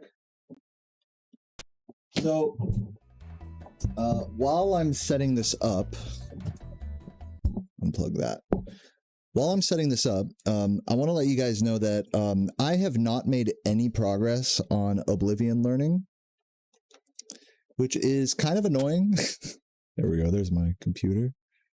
I have not made any progress on Oblivion. I'm sorry to announce, but that all changes today because we're going to pick up right where we left off. We're around 2.5 hours into the run right now. So yeah, that's the fucking plan, is we are going to go hard on that. Let me close Spyro behind me here. Turn off that CRT.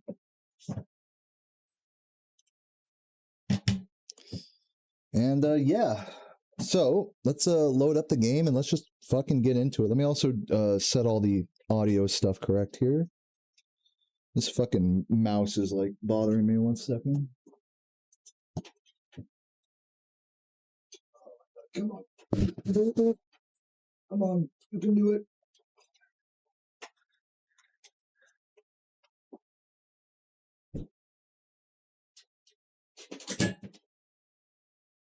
Don't mind me.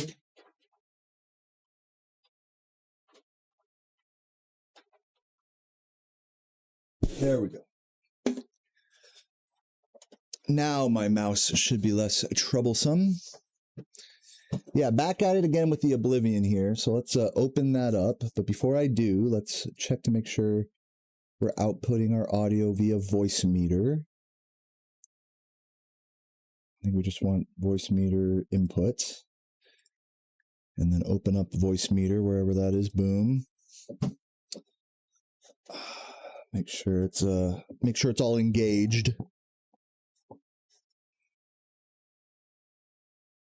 One there and one there. And then if we, let me also make sure my auto hotkey is running.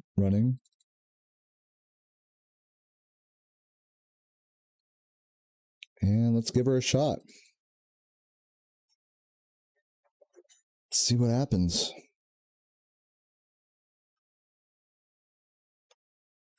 And also, in the meantime, I'll bring up the world record video off screen here. Or on screen, rather.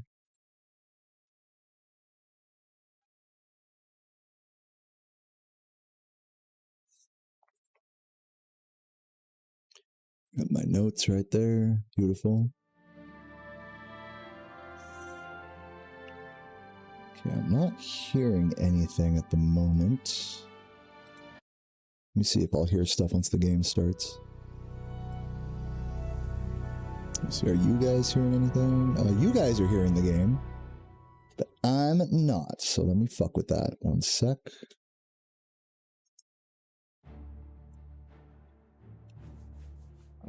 Exit. Well, let me see if the music's on for starters. Audio. Yes, it is. Return. Return. Exit.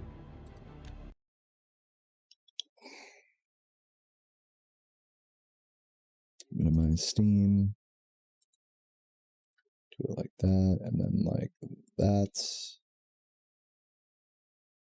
It's A1 and A. I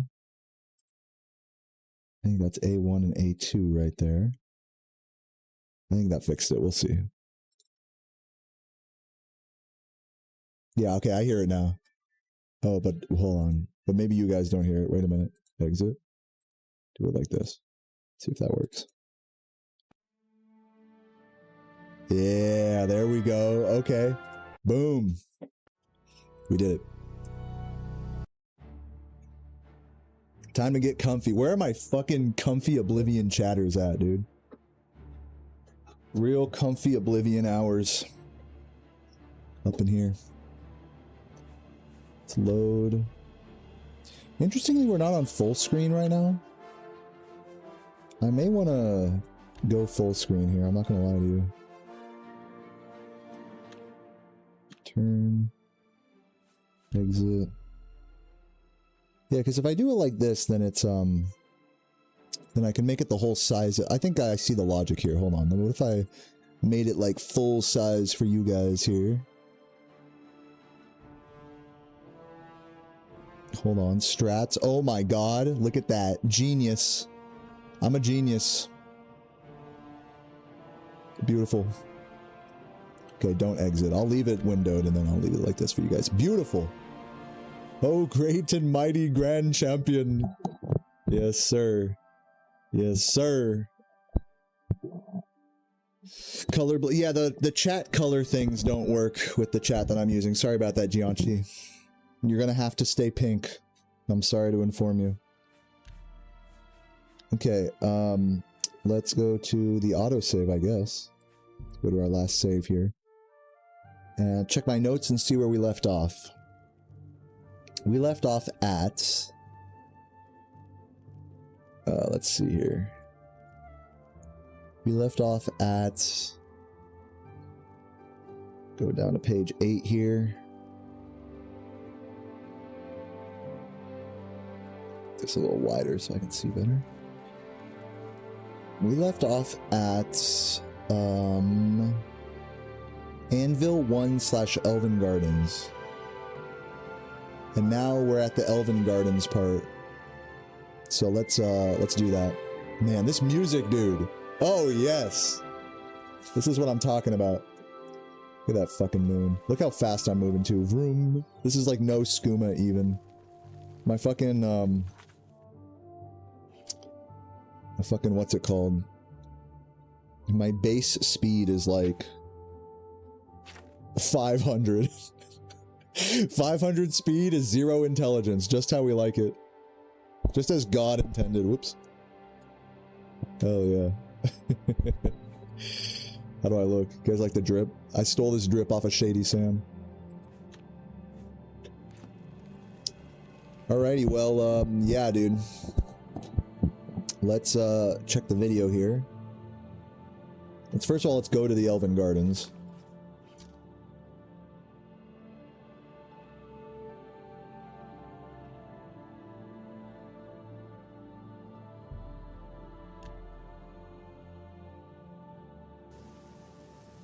All right. And now let's check the splits here that I'm watching. Anvil 1 and Elven Gardens is where we want to go to. Should be around 2 hours in.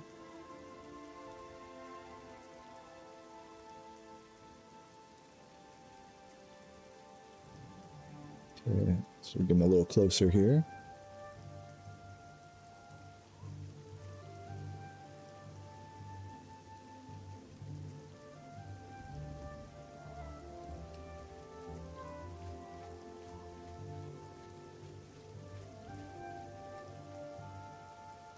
Yeah, I definitely will need to review this whole anvil section, but we'll come back to it later.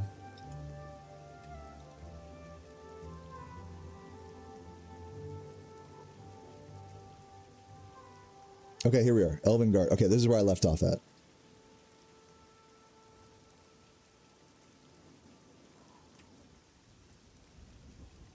Okay, waiting till daytime. You just killed that guy. What the fuck? Kill away. Who was that? That was Sun. All right, we're doing it. We don't question it. We just do whatever the video does. All right. Kill. What's his name?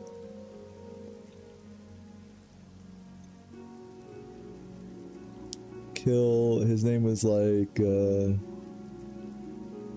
Kill Argonian guy. I'll let me find him first and see what his name is. Let's wait until daytime.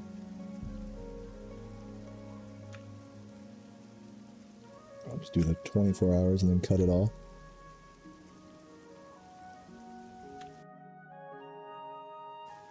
This guy. Kill this guy. I help you? Kill Ginwolm.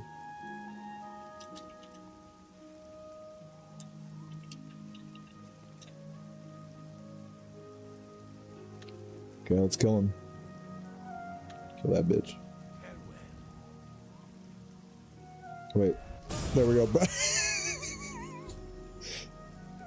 Nice, we've completed armorer training. Dude, this run is so good. Okay, let's keep it moving. He's your favorite, really? I'm sorry.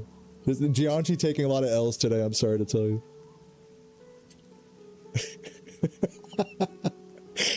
Alright, let's keep going. Okay, we killed Ginwolm.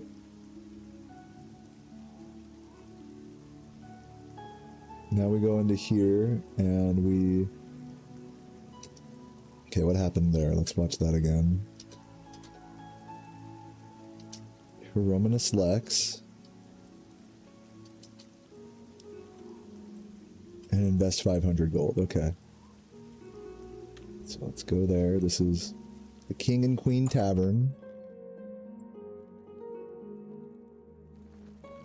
Welcome to the... Talk Romanus Lex. And then we have to invest, hold on, which means we have to actually cast our investing spell here. What? I would glad... Go. And Queen Tavern. Talk Romanus Lex. And invest. Invest what? Let's see what we're at on the investments here. 29 here.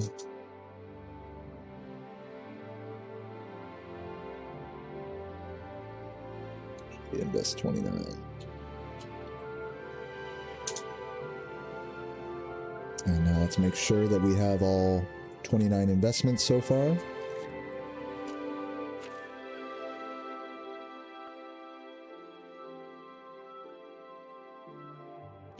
Okay. Keep it moving. What's up, Moon Dancer? How you doing? What's this guy talking about?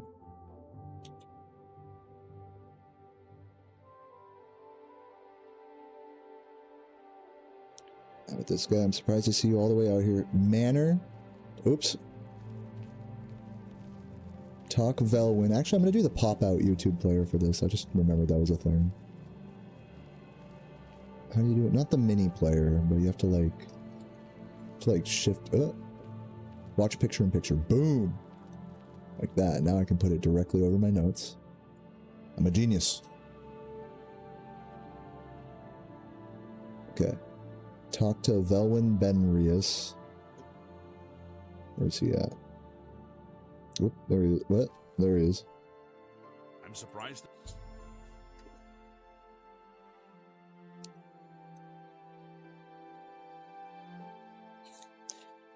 Velwyn Benrius.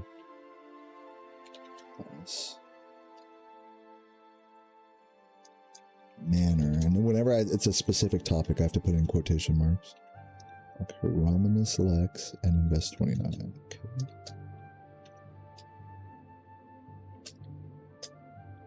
And then I think the name of that quest update was Where Spirits Have Lease. So, you think I know. My family said I Lord, he let I'm And Logren. Okay. Talk Manor. Lorgren Ben Iris. Where spirits have lease updates. Okay. Oops.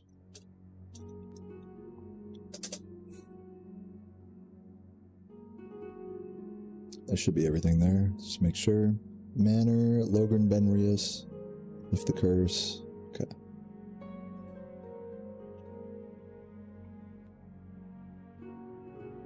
I'll even put lift the curse there. I don't know if it's necessary, but I'll put it there.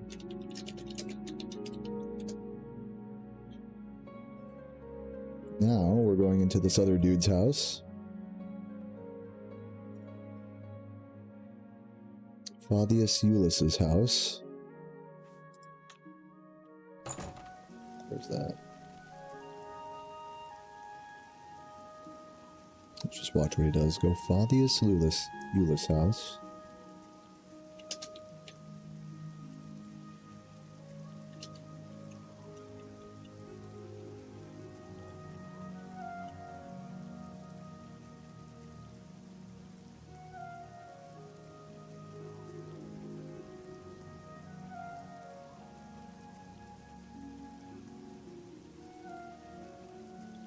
We have to unlock the basement.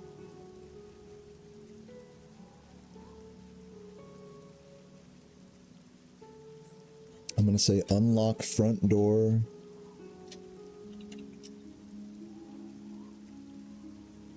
Basement and go upstairs.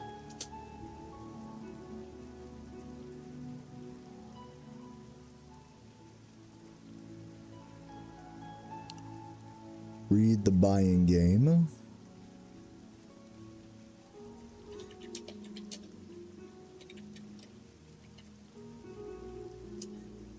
I'll put that in caps, the buying game. And it looks like he just exits. Okay, so let's do all that. Get our unlock spell happening. Well, let me, there we go, disabled my trackpad.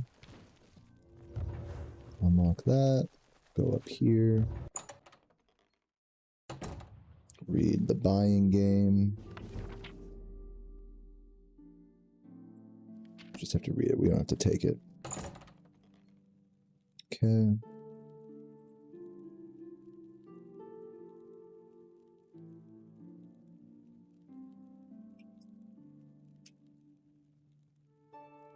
Hey, who here is lurking and vibing right now? Any lurkers in the chat? I just want to say I'm really enjoying the fact that I'm able to get back to grinding and learning this game. It really, you know, it's something that since I got underway with, it's like something I really want to, you know, complete. We're 2 hours and 16 minutes into this run, and I'd like to get through this Elven Gardens section at least today. I really got to commit to it, because like after I get done playing Spyro on any given day, I'm going to be tempted to go offline, and I really have to make sure I do at least some Oblivion. Because we just got to chip away at it. I'm making notes of everything from this world record video, and then we're going to go back through and actually practice each segment. Man, I mean, it's a long process, but glad we're doing it. Okay, we read the buying game. Go back out. Go to... I guess to go like all the way around the side.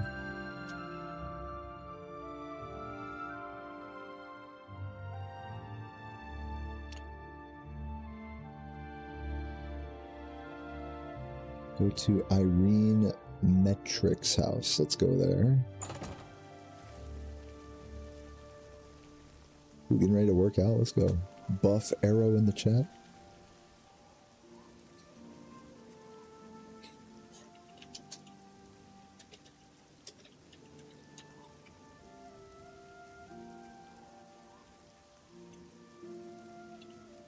And this one's on the, I believe the northwest side.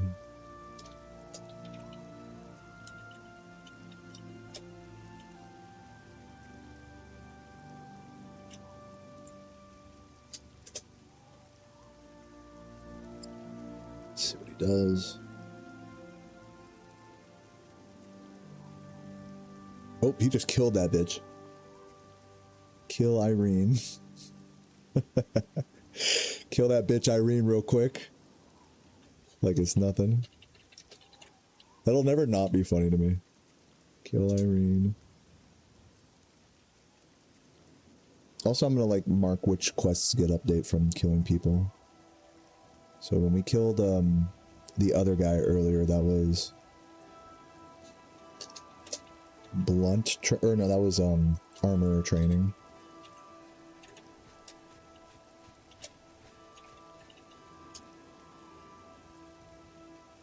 Irene, and then what does Irene have here?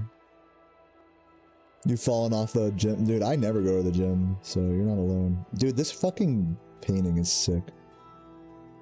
It's like just an in-game screenshot. It's like, fuck yeah. Where the fuck are you, Irene? Oh, there you are. Damn, she looks like a bitch, too. Die ho. Boom! Blunt training.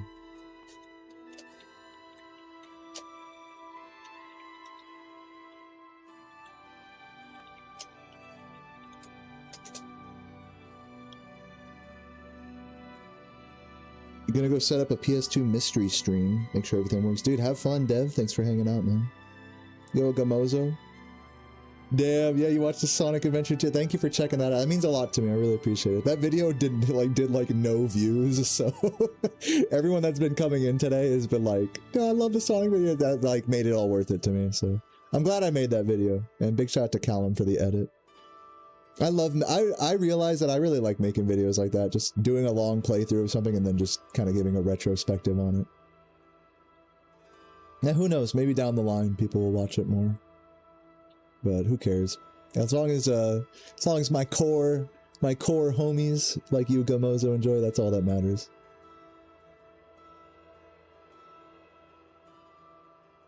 Yeah, that was like a big topic to me about like how gaming changes. I didn't really talk about it much today on stream, but yeah, like the whole point of that Sonic video was that like this game really meant one thing to me as a kid and really changed like in its meaning to me as I now play it as an adult. And you don't really expect it from a game like Sonic Adventure or, you know, from like a Sonic game. You would think of that more from like a story-driven game perhaps. But yeah, I mean, that game just really, really spoke to me in a way that I wasn't expecting during my 180 Emblems playthrough, which was cool. Like I said in the video, I really felt like I grew up with it. And I'm glad you can, I'm sure a lot of you guys can relate to that, you know, revisiting whatever game it is as throughout the years. So yeah, thanks for vibing.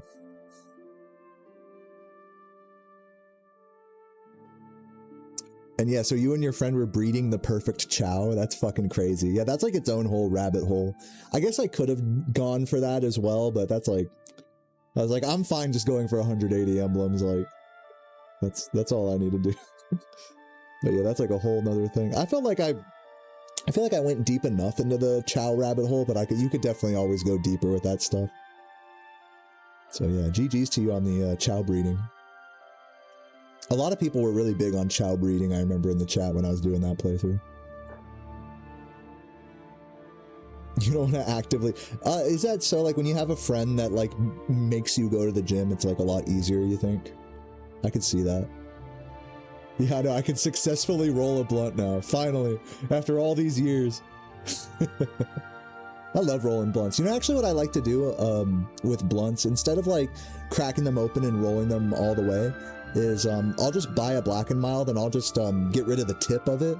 Like I'll rub, like without breaking it open, I'll just rub out like the first, like, you know, couple of centimeters of it and just pack like a couple of nugs into there. So that way it's like, starts off as weed and then the rest of it you can just puff on like the tobacco. That's my lazy version of a blunt now. Anyways. Keep watching here. Okay, we killed that bitch. Now we're going to this house. Let's see what that house is. This is the guardhouse. Make sure I'm in the right place here.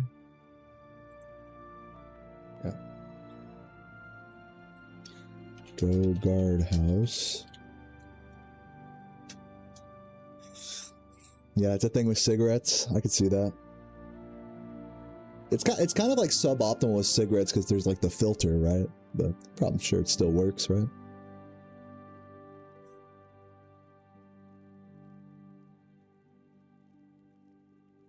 Anyways, let's see what's going on here.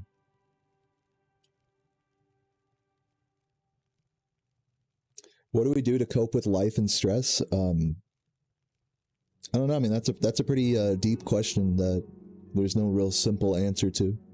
What's if you don't mind me asking, like, what's stressing you out with life right now, and maybe I can give you some more specific advice, if you so wish. But to give you a general answer, I usually just take a step back from whatever the fuck I'm doing if I'm getting stressed out by it. This is more like of a small specific example. When I was traveling lately, you know, getting on planes and having to deplane, you know, me and Sarah, we have like a bunch of luggage, right, that we brought on the plane, you know, full backpack and, you know, suitcase. And of course she has like a bunch of other, you know, purses and stuff that she has to like, you know, cram into her, you know, just to make it like two things.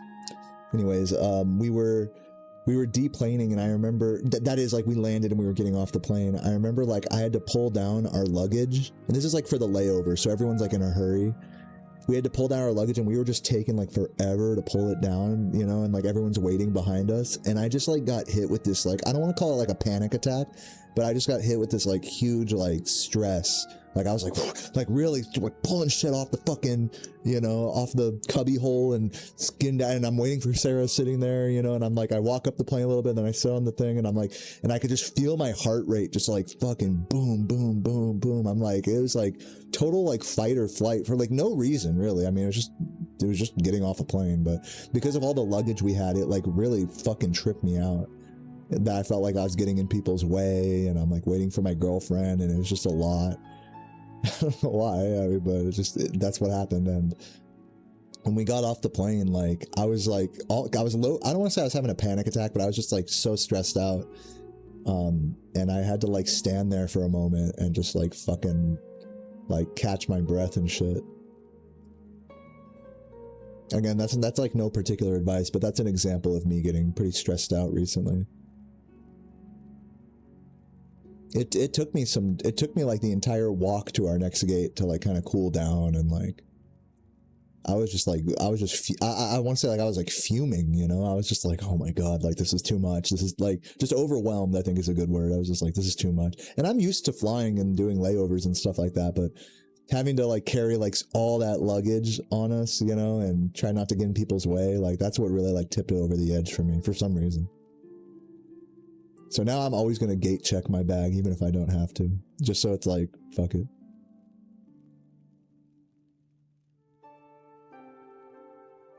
So yeah, that's like my little story about being stressed recently. But I will say I'm proud of myself. I didn't like take it out on anyone. I didn't like get mad at Sarah or anything. I just like kept it all in, like let the feeling pass. Like I'm really proud of myself for that, actually.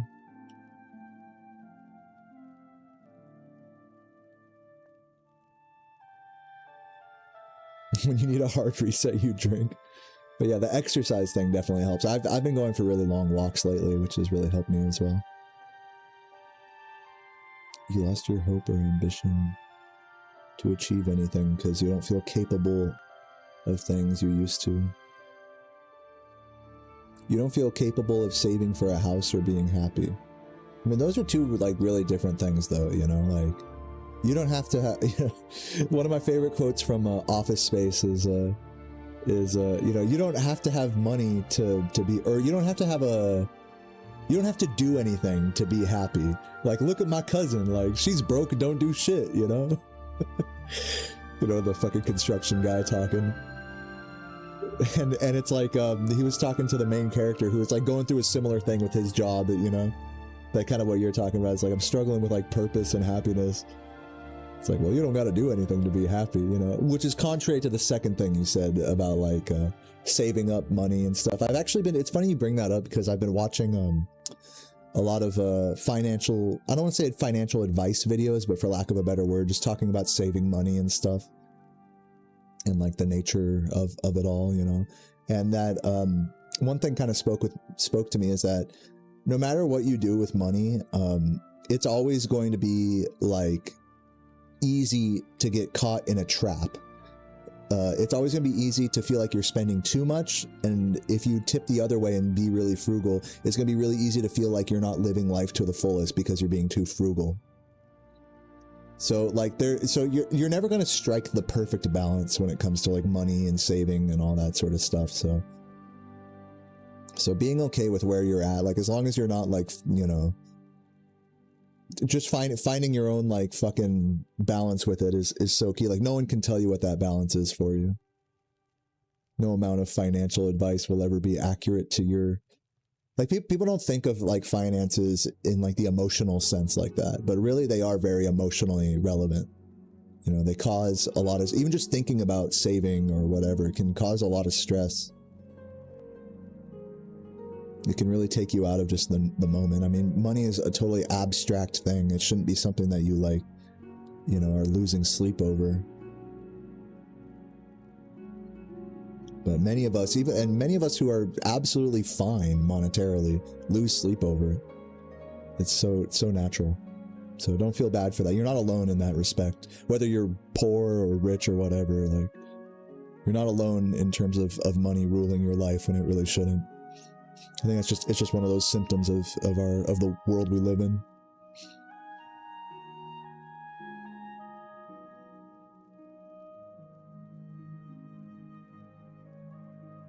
Drinking does help you. When you say drinking, like how much drinking are we talking about here? Because for me, like I drink on a pretty daily basis as well. But it's like, I don't like drinking too much, you know?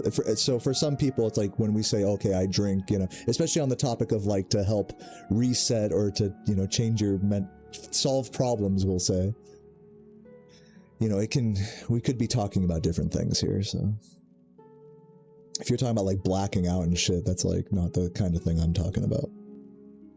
And it's okay if you are talking about that. I'm not here to judge. Yeah, I mean, alcoholism means something different for everyone, so I'm not judging or anything.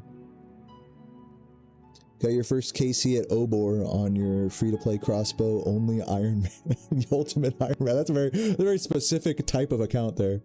Free-to-play crossbow only ultimate Iron Man. So you had to get the did you get the rune crossbow from a crazy archaeologist? Is that what you did? Yeah, GG's.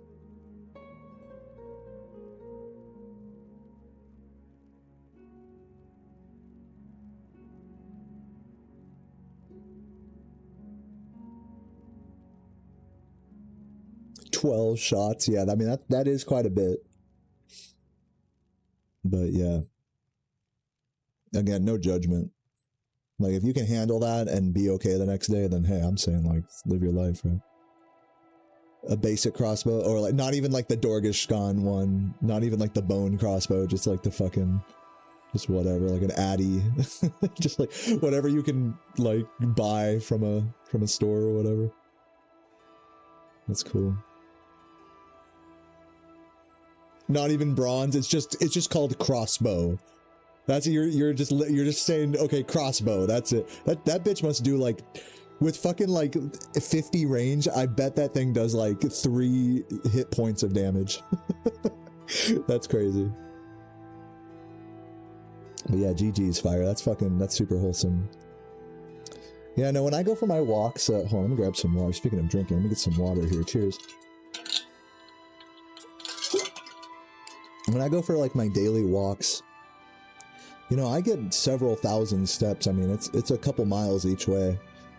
I'm probably like approaching 10,000 steps total for the day if I do go for my long walks. But oftentimes they end up with me at the grocery store, you know, buying groceries and alcohol, or on my way home, stopping at the bar, having like some chili and a couple beers. So, you know, alcohol to me, it's like, it's definitely there, you know, and it is a motivator for me to like get out of the house and stuff, you know, I'm not gonna lie. So it would be wrong for me to judge, you know, the amount. It's like, it's a motivator, whether it's a small amount or a big amount, the way I see it. So as long as it's not like, in my mind, as long as it's not having a negative impact on my life, then I'm fine, you know. But you're the only one that can, you know, make that call, is like the catch-22 about it. And when it comes to like alcoholism and stuff, it's like you'll do a lot of mental gymnastics to say that something isn't a problem when it is. That's like that's the catch-22. So I won't say it for you or anything. And for me, who knows? Maybe it is more of a problem than I give it credit for. You're 83 and it does 11. That's pretty amazing. The standard crossbow.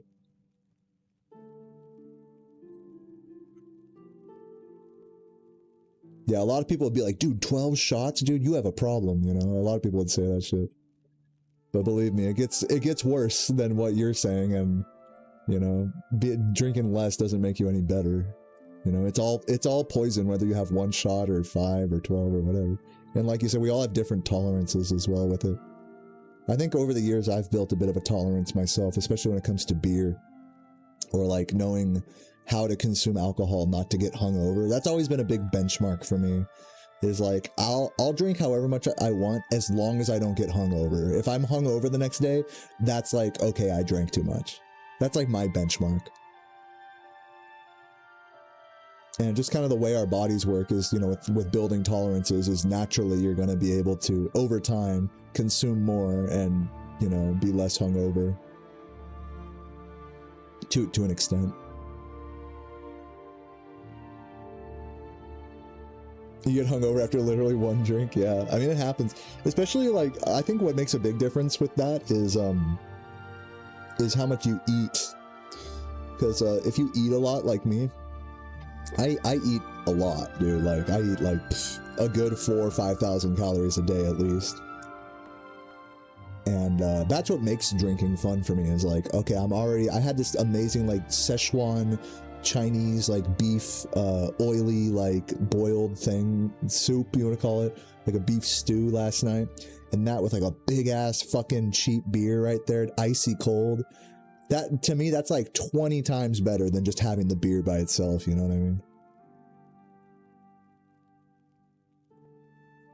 Yeah, seasoned alcoholics know that eating before drinking is mandatory, exactly like Gianchi said. It's like, that's part of the fun. It's like, it's not just the drinking, you know? It's like, a lot of people will say like social drinking is a thing. You're going to a bar, and like the fucking bartenders know me out here, you know? Like, they're fucking like, oh, hey, what's up? How you doing? How you doing, hun? You know, and it's like the southern hospitality and stuff you get out here. You'll meet people, you know, and tons of like, I'm in the suburbs, so I'm meeting like all sorts of like old, you know, retirees, lawyers, you know, burnouts and stuff. It's like fun. The whole experience of like of alcohol is like really fun to me right now. So until it stops being fun is kind of like, I'm gonna just keep doing my thing. It's kind of the way I see it. Until it stops being fun. And if someone comes, if say Sarah were to come up to me and be like, dude, you gotta stop, then I'd stop, you know. Because then it would just stop being fun at that point. Are there a lot of alcoholics in Wisconsin? Probably, if I were to guess. Yeah, it's like getting a lot of experience in something, right?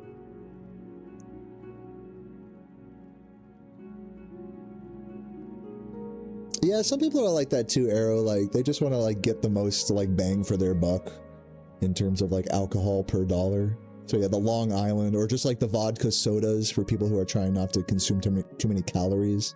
You'll see that a lot.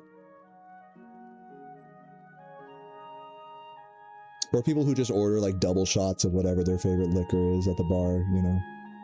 Some people really try to min-max it like that. But for me, I'm not so much like that at the bar. I'll usually, like, you know, coming from a California beer snob perspective, I like going places that have a lot of like rotating craft beers and, you know, trying tasters of stuff and whatever.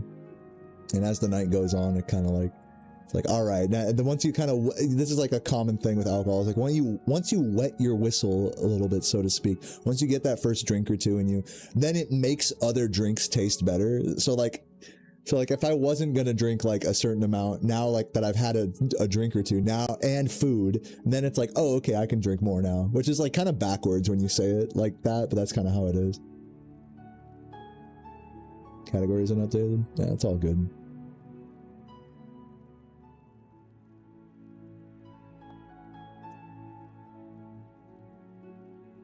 Green Bay, Wisconsin, drunkest city in America. Dude, hell yeah. Yeah, now people really do it, God. I mean, I know it sounds silly, but that's a common thing, you know, with people at bars. First of all, drinks are expensive at bars.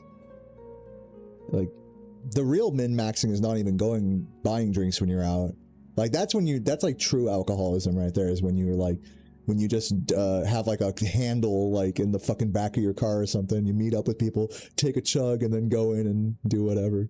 But like I said, the thing happens where like once you wet your whistle, then it's like, oh, okay, like now I can, your brain does the stupid like addict thing where like, okay, now I can drink more now, which is like kind of the opposite of what it should do.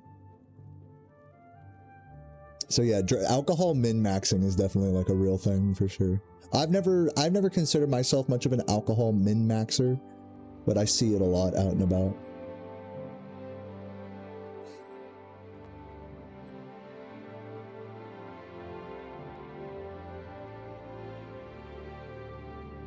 Wisconsin doesn't sell drinks past 9. That's pretty crazy that it's like, it's one of the drunkest states and it doesn't sell drinks past a certain time.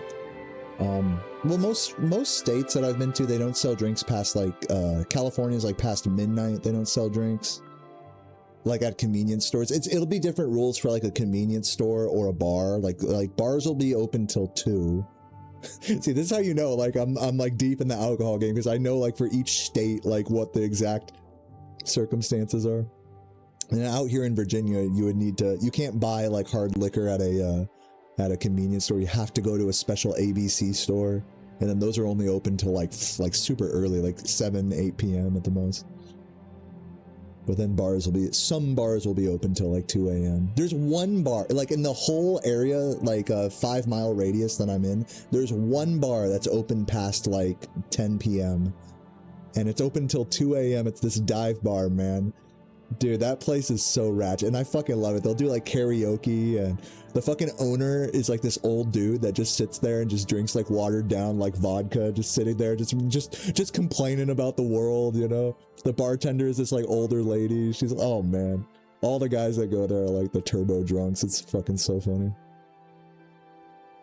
So yeah, I love the culture like around drinking, and you know, even if like the people you meet like in these environments, you know, these people aren't going to be like your best friends or anything, and they probably shouldn't be, you know, if you only connect with them through alcohol, you know, but it's still cool to just get it. I think for me, as someone that's just indoors all the time, it's fun to get out there and and just go and just walk to a fucking bar and just have a few drinks and talk to folks and maybe fuck around on my phone, get some groceries and come home. That's like my thing. And there's like a healthy element to that, and there's an unhealthy element to that. It's not like all good or all bad, you know, so there's some balance to be had with it all, the way I see it.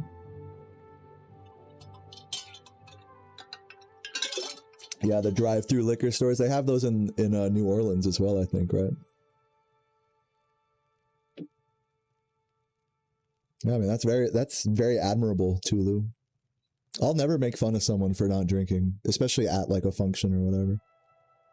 The way I see it, that takes a lot of strength and like self, like knowing yourself to do.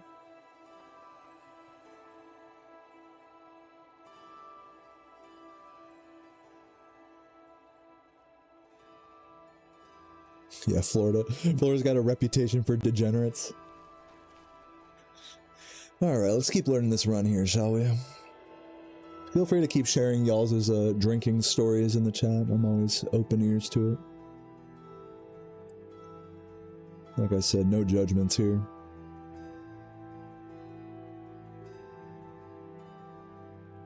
Okay, read A Dance in the Fire V2.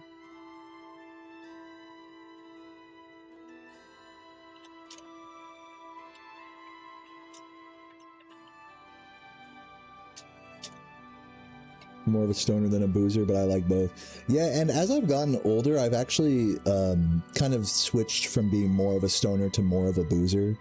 It's not necessarily that I consume more alcohol than I used to. It's just that like weed, I think weed for me has had like less social benefit. You know, like smoking weed and going out. First of all, it makes me tired, and secondly, it makes me antisocial. So and like paranoid and anxious and stuff. So. Not always, you know, but weed is like the use case for it has become more and more niche for me as I've gotten older. Whereas alcohol, as I've gotten older, it's the opposite's happened, is it's become more and more kind of fun to do as an adult, within reason.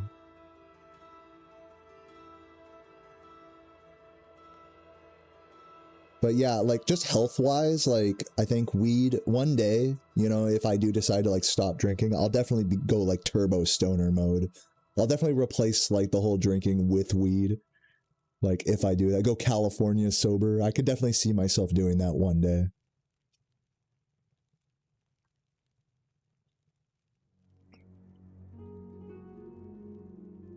Okay, let's go read that book.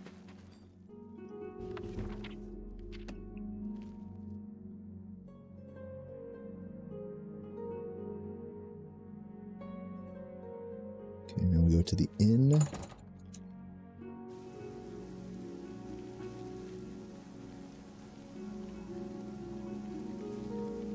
Yeah, Sepriel, you know, actually I totally agree with that, that it's like a more gradual thing, which makes it easier to kind of, a lot of people have the, like this experience with edibles where they take too much at once, and then they like are too faded and they're like, I can't, you know, it's like, oh, I can't control it as well, you know, with edibles. But like, if you're used to just taking like 5 or 10 milligram edibles at a time and then like waiting like 2 hours or an hour and a half before your next one, like if you take edibles responsibly, I genuinely think like what you're saying makes sense. It's like you really do have a better grasp on like on the fade, I guess, if that makes sense. Whereas when you smoke, it's just like, all right, you're just like faded for like, you know, 5, 10, 20, 30 minutes, you know, and then the next hour is you kind of coming down from it. Like the slow release of an edible is like a blessing and a curse, I guess you could say. And that was true for me with my 420% Spyro run I did on my last stream. Because it was like, all right, I took a 10 milligram and it was like gradually released, you know, and then it's like, okay, you know, after like an hour and a half, 2 hours, it's like, all right, let's do another one. You know, but I wasn't, if I'd have slammed all 30 milligrams at once, I would have not made it through that. So yeah, I definitely agree with you in that sense that if you're responsible with if you like know yourself with edibles, you have to have that experience, I think, where you like take too many edibles and you're like, okay, I'm never going to do that again.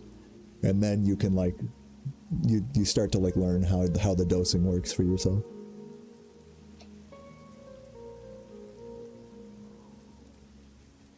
Yeah, the music is great, man. No, and the fucking rain. It was actually raining outside earlier. Let me I'm actually gonna look real quick. See if it's still raining. Hold on. Sorry about my tummy. Oh, nice. It let up. Sweet. Oh. So yeah, we're gonna get through the Elven Gardens district here, and then go for a nice walk. Let me close the little one. Too bright there.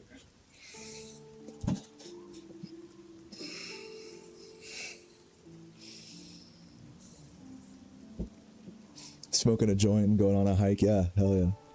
I get like, I think for me when I go for a walk, being faded it's like fun for the first like few minutes, and then like I get I get thirsty more. So it's like if I have water and stuff with me, then it's fine.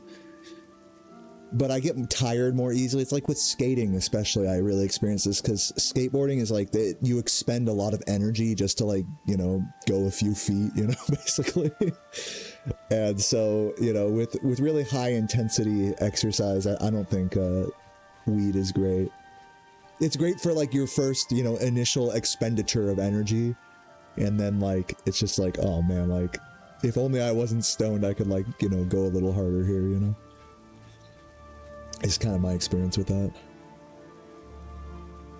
But yeah, if you're just walking and just chilling, you're not going too far, you have some water or whatever. Doesn't matter if you're stoned or not, in all honesty.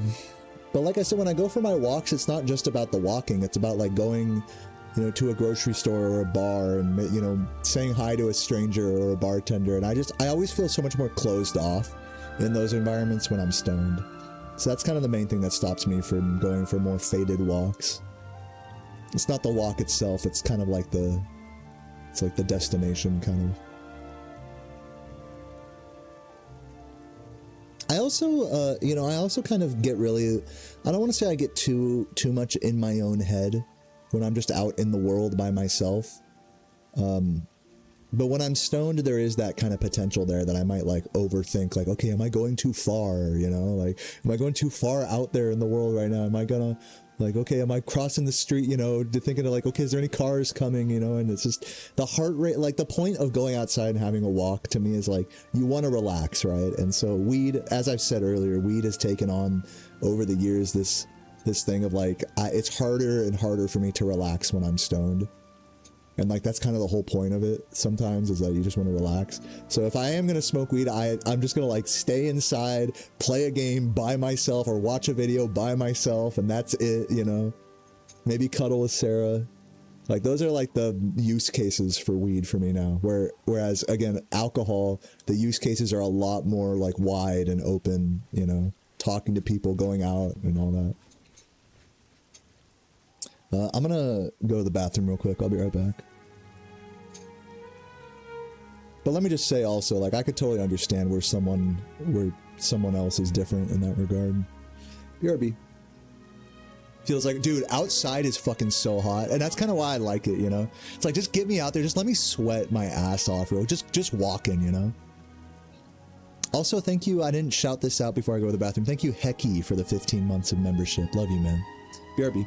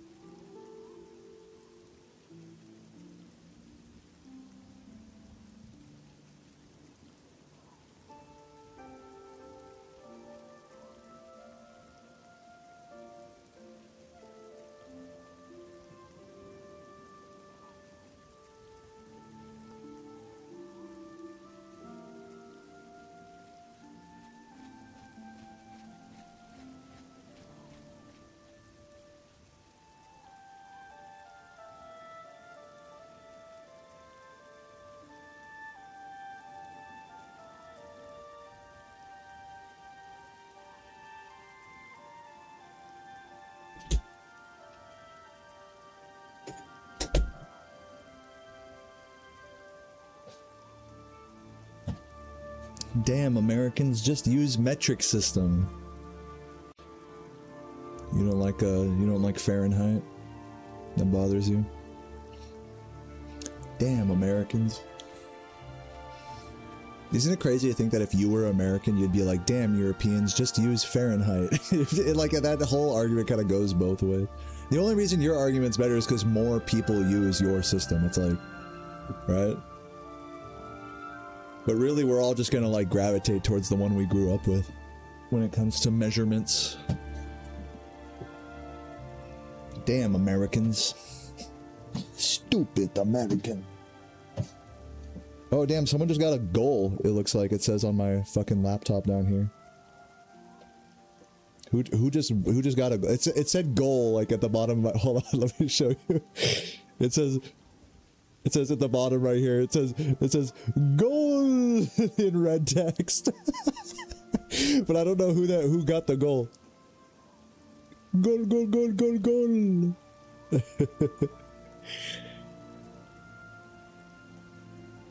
Goal, goal, goal, goal, goal, goal, goal.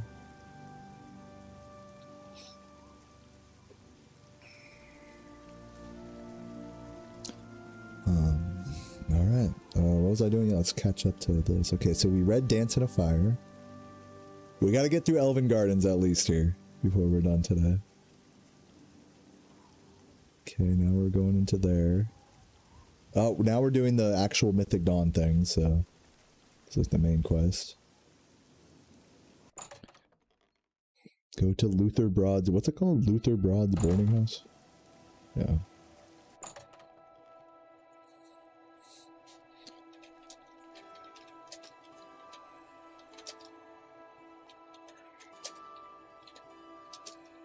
Kill what's his name? Astav. I'm just gonna say kill sitting guy. If I had a question about heavy armor, I'd probably ask Varnado, the best Mythic Dawn Commentaries 1, I believe. Oh, not enough charge. Oop, I drank the wrong thing. No way he dodged that. Alright.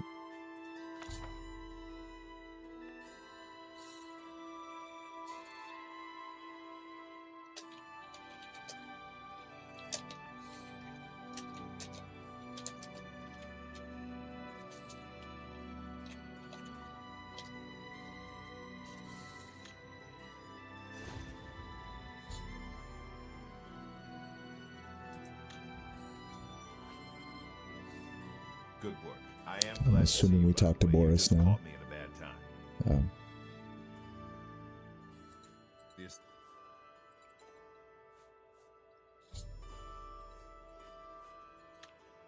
I hope you learned something from Tarmina about that book. This might just be the break we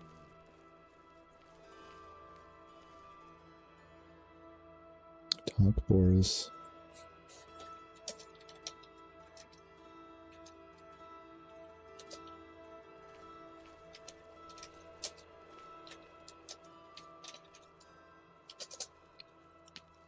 Okay, now we're going into the place next door here.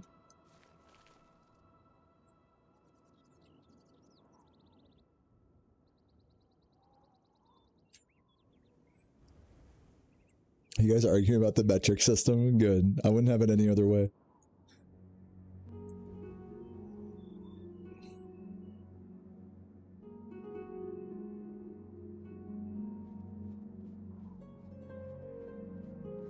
Interesting. Thank you for the history there, God. Appreciate that. Okay, we gotta go to Dovian Arin's house. Whoa. Whoa.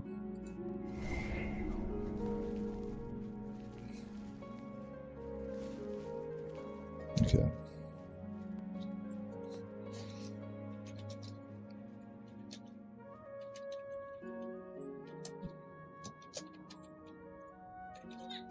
Mwah.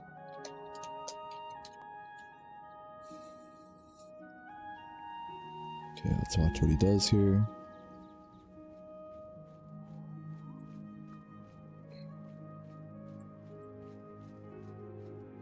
Go upstairs.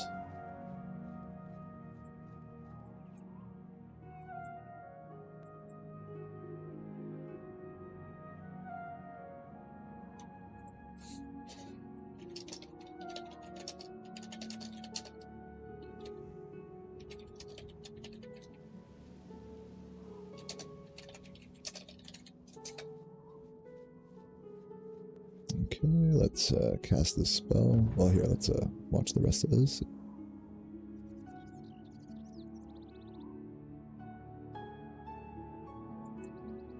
Now he's going to do the Boris stuff. Okay.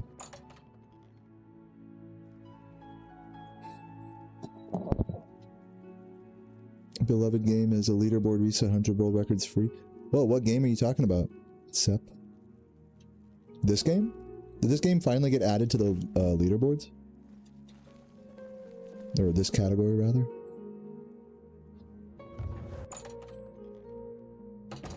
Nuclear throw. Oh, I've never heard of that. What platform is that on? Hey, and good luck, by the way. Good luck on your grinding. On your free world record.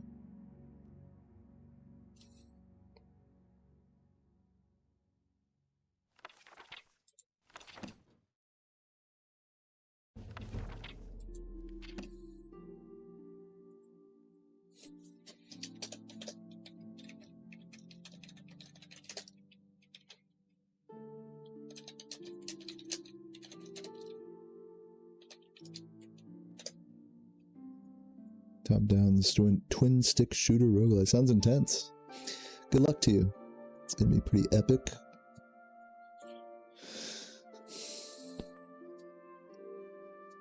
Oh.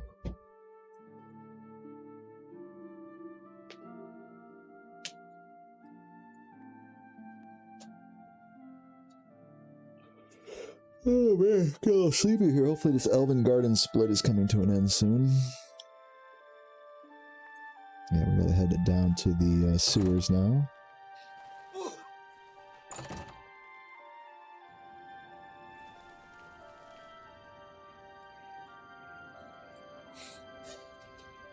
Exit.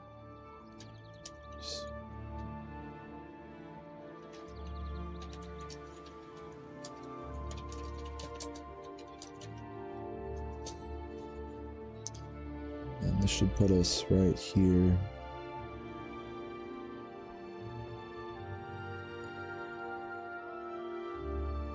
He activates that.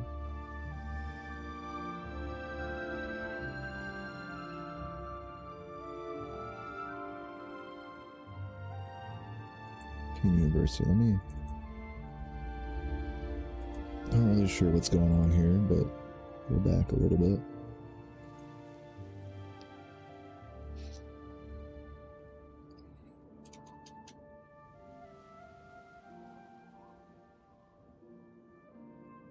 So he just pulls the lever here.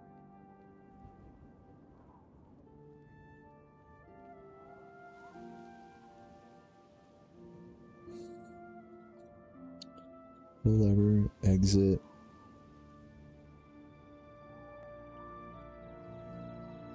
Go to Arcane University.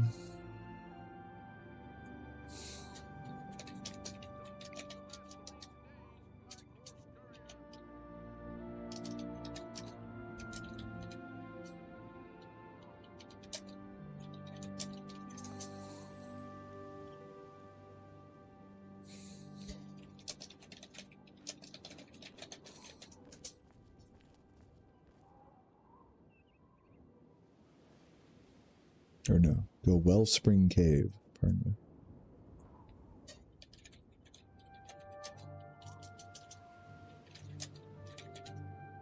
Oh, this is all the mage's staff stuff.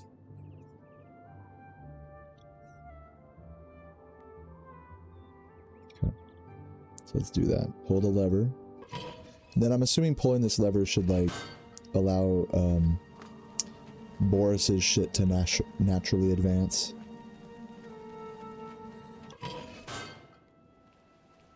Also make my computer a little brighter so I can see better.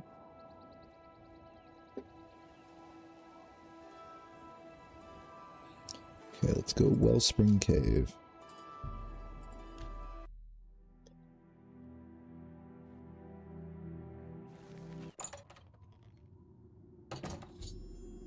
This one feels kind of slow.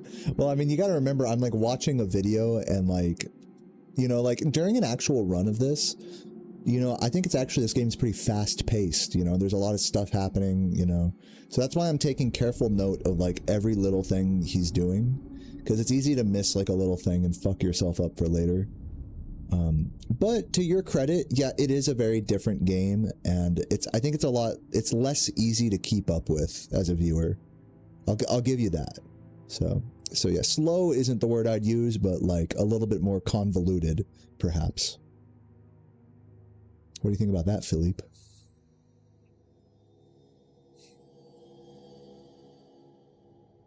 Golden mangoes? Are they like better than normal mangoes? I can't say I've ever had a golden mango before.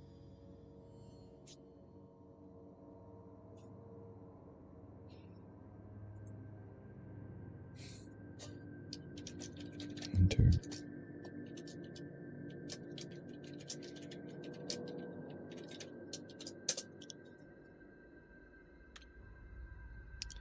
Okay, now let's see who he kills here.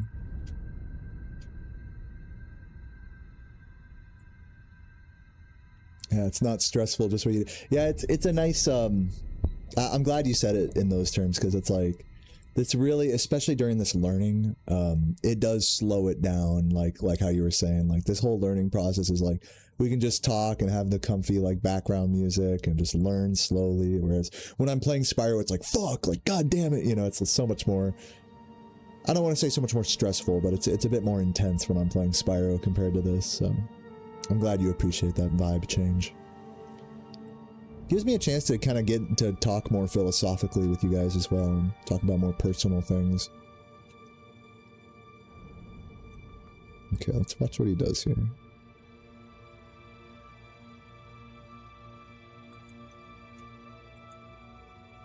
Guys, I also, since, you know, I want to tell you guys a little secret, but I'm not going to like give away too much about it, is I talked to a really big YouTuber the other day. Yeah, like about the cheating scandal recently. With you guys remember how Drashed cheated in Spyro 2 recently? I made my video talking about it. Well, recently I talked to a big YouTuber about it. Now, I don't know if they're gonna make a video about it or not. I'm not gonna say who it is or anything, but you know, pretty interesting. Pretty interesting. Anyways, that's all I'll say about it.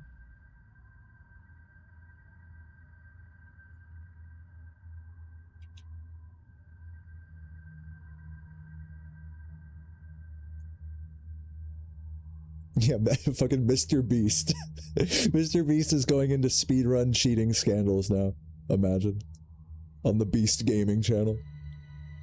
Okay, just kill all of the fucking necromancers, I believe, here. There's a way to sequence break this, but I'm just gonna stick with what Sheikah does here. I can change around the route stuff later.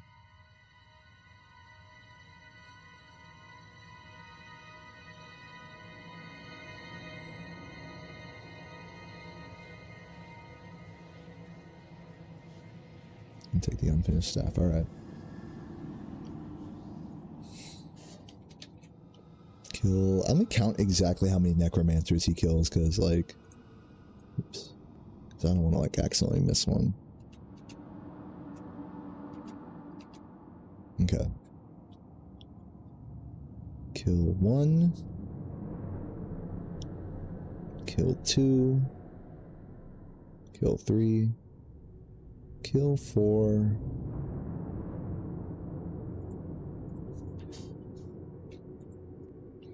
Kill 4 necromancers. Exit. Then kill 1, 2, 3. Kill 3 more outside. Staff from altar. Also, you get the quest update when you kill the last necromancer, I think, right? I shouldn't make a note of that, yeah.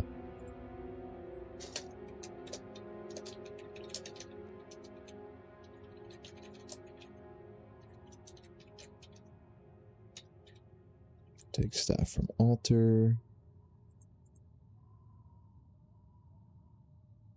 I should say unfinished staff from altar.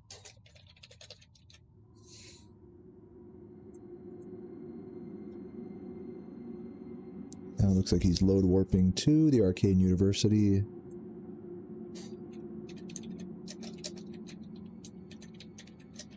University, I'll just fucking teleport there, doesn't matter.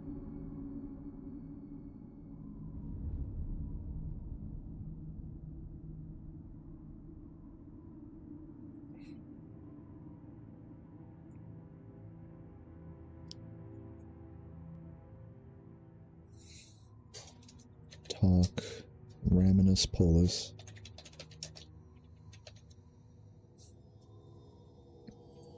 It's about necromancers.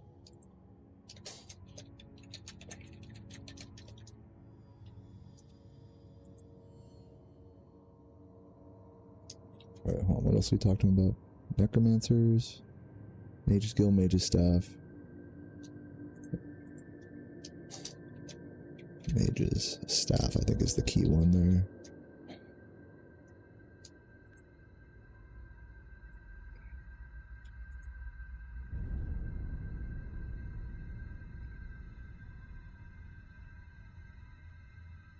Talk Julian Fanis, invest 30, I believe. Julian Fanis.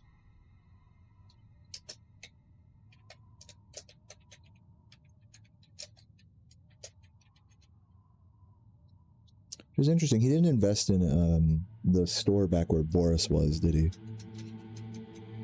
Let me just check that real quick.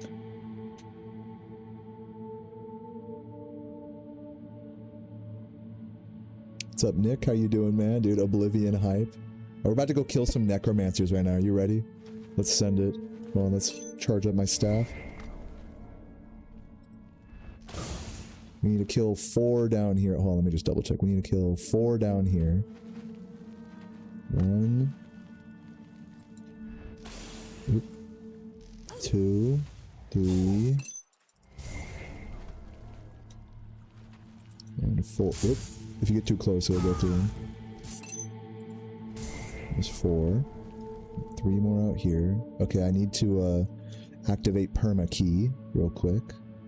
Let me make a quick save like that. Load. Go back to...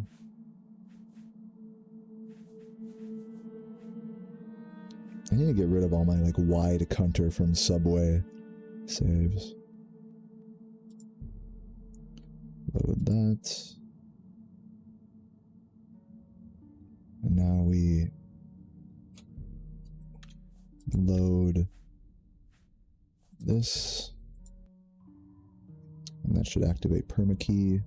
Yep. So we just got through that door without a key. Don't talk to me.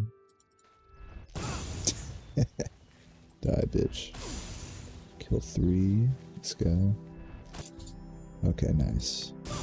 Quest update. Now we grab the staff. And we head on over to Arcane University. Yeah, absolutely destroyed. Epic. Okay, now let's talk to Raminus. What? Mage's Staff. Now we whoops. We activate this. Invest into her. And, yeah, let me just double check here. Like I was saying, let me double check to make sure he didn't invest in the Boris shop.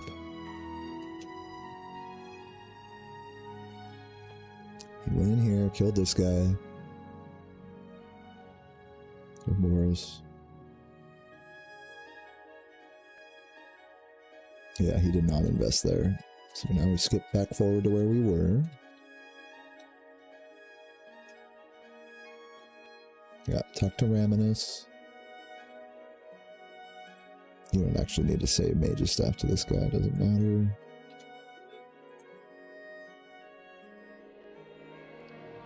Okay, we invested in her. Now we exit.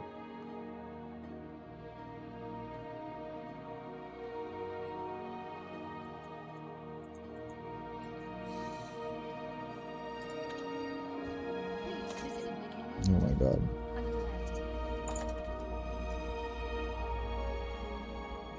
What part did he go into here? Chironasium, I think? Yes, of course. What is it? Yeah. Go Chironasium, talk to... The one I mentioned the other day. I'll have you know, I was right. And to think, you actually doubted me. That just goes Kill him the Organization 13. Talk to Delmar, staff. Nope, wrong place.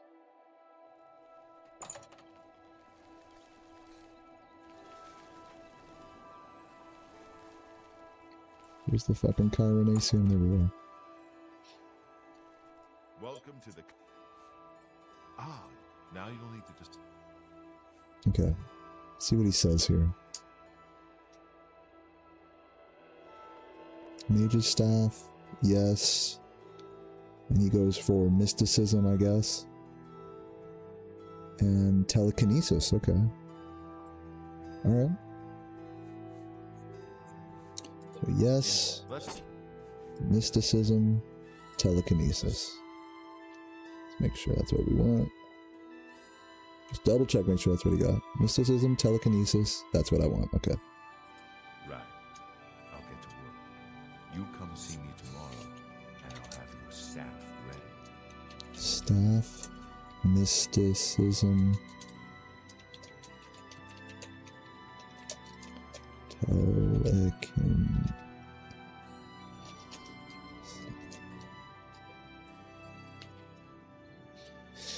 Okay, and he says he'll be here tomorrow, so we wait for 24 hours.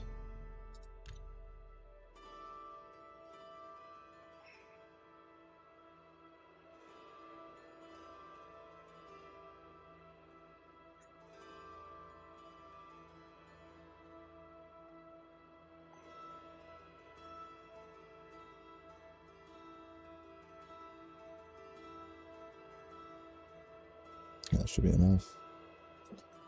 Pause this video real quick. Grab the...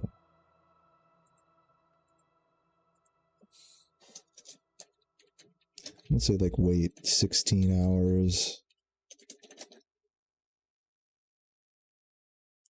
Get staff from a cupboard.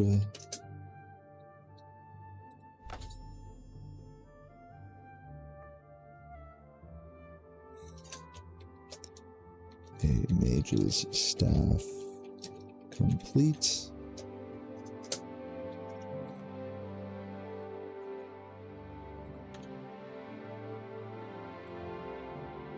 Now let's see if there's anything else in here that he did.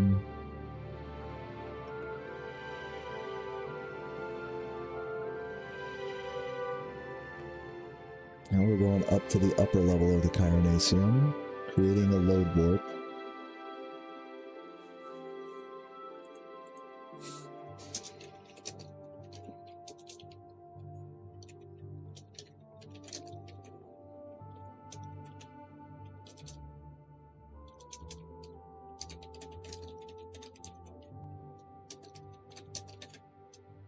Create load warp back in.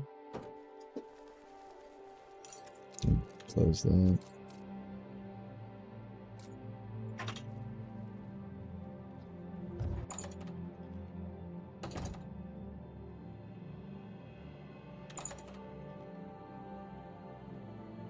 Save over this.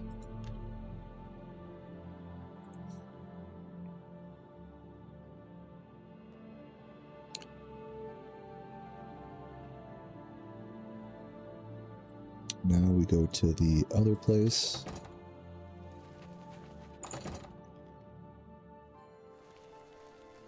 To the Lustratorium.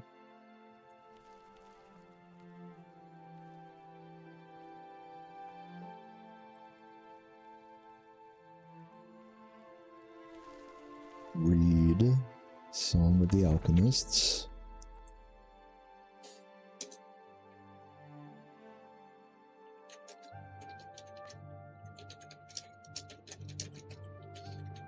Of the Alchemists.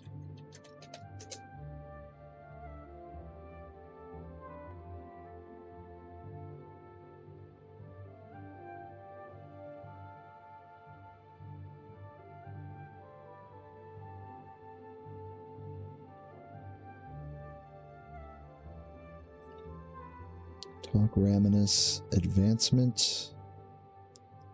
Let's see what all he said here. Advancement, rumors, and council.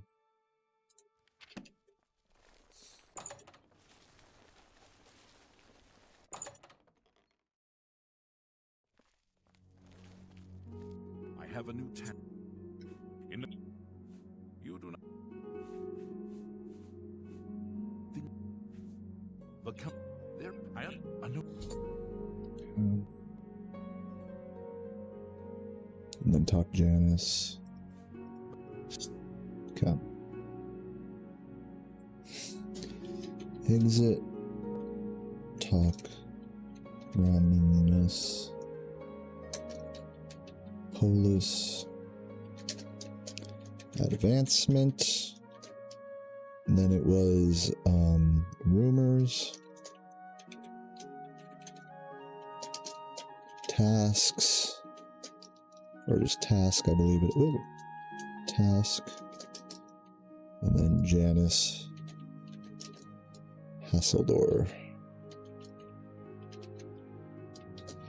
And I think that's where, I think I'm going to call it there for today. I think that's enough. We got through the Elven Gardens section. Now we're progressing more through the Arcane Universe. I'm going to call it there for today, I think. Finish the actual split there. In fact, let me see where that split actually happened. I think when he came back to the, yeah, when he exited out of the, this area.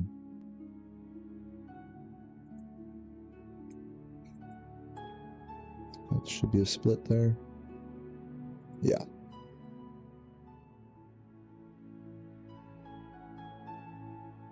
Just make sure I set the split correctly.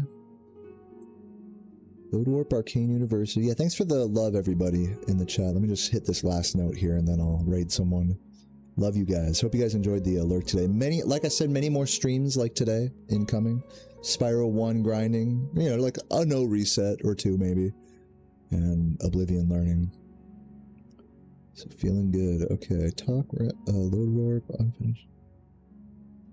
Then exit back out. Now we're at Mages Guild Part 1.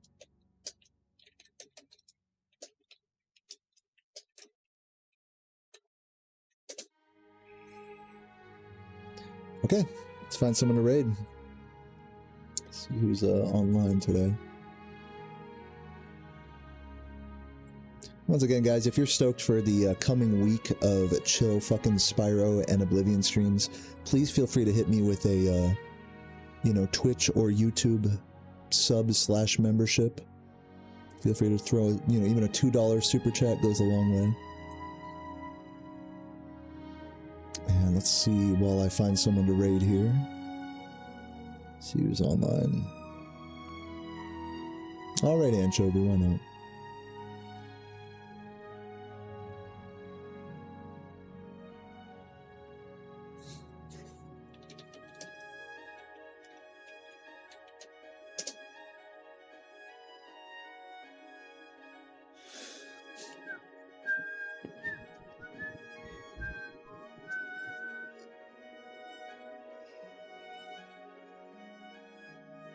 Yeah, guys, feels good. Feels good to be back to the Spyro and Oblivion grinding. We went on quite a detour of crazy endurance runs, and we're still sub-goaling for the Spyro 3.5 117%. So if you guys are excited for that, you know, stick around till next time. Love you all, everyone who hung out today. I will see you tomorrow. It looks like the rain's cleared up, so I'm gonna go for a beautiful walk right now after eating some more delicious spicy beef and beer. And yeah, what time do I normally stream? Normally around 1 p.m. Eastern EDT. You can also join my Discord, which I'll link right here for you, if you want to get if you want to get notifications and stuff. Anyways, it may not have worked. It's also linked in my description. There it is. Love you guys. Have a great night. Spam some cute emotes in Anchovies chat, and I will see you tomorrow. Peace. Mwah.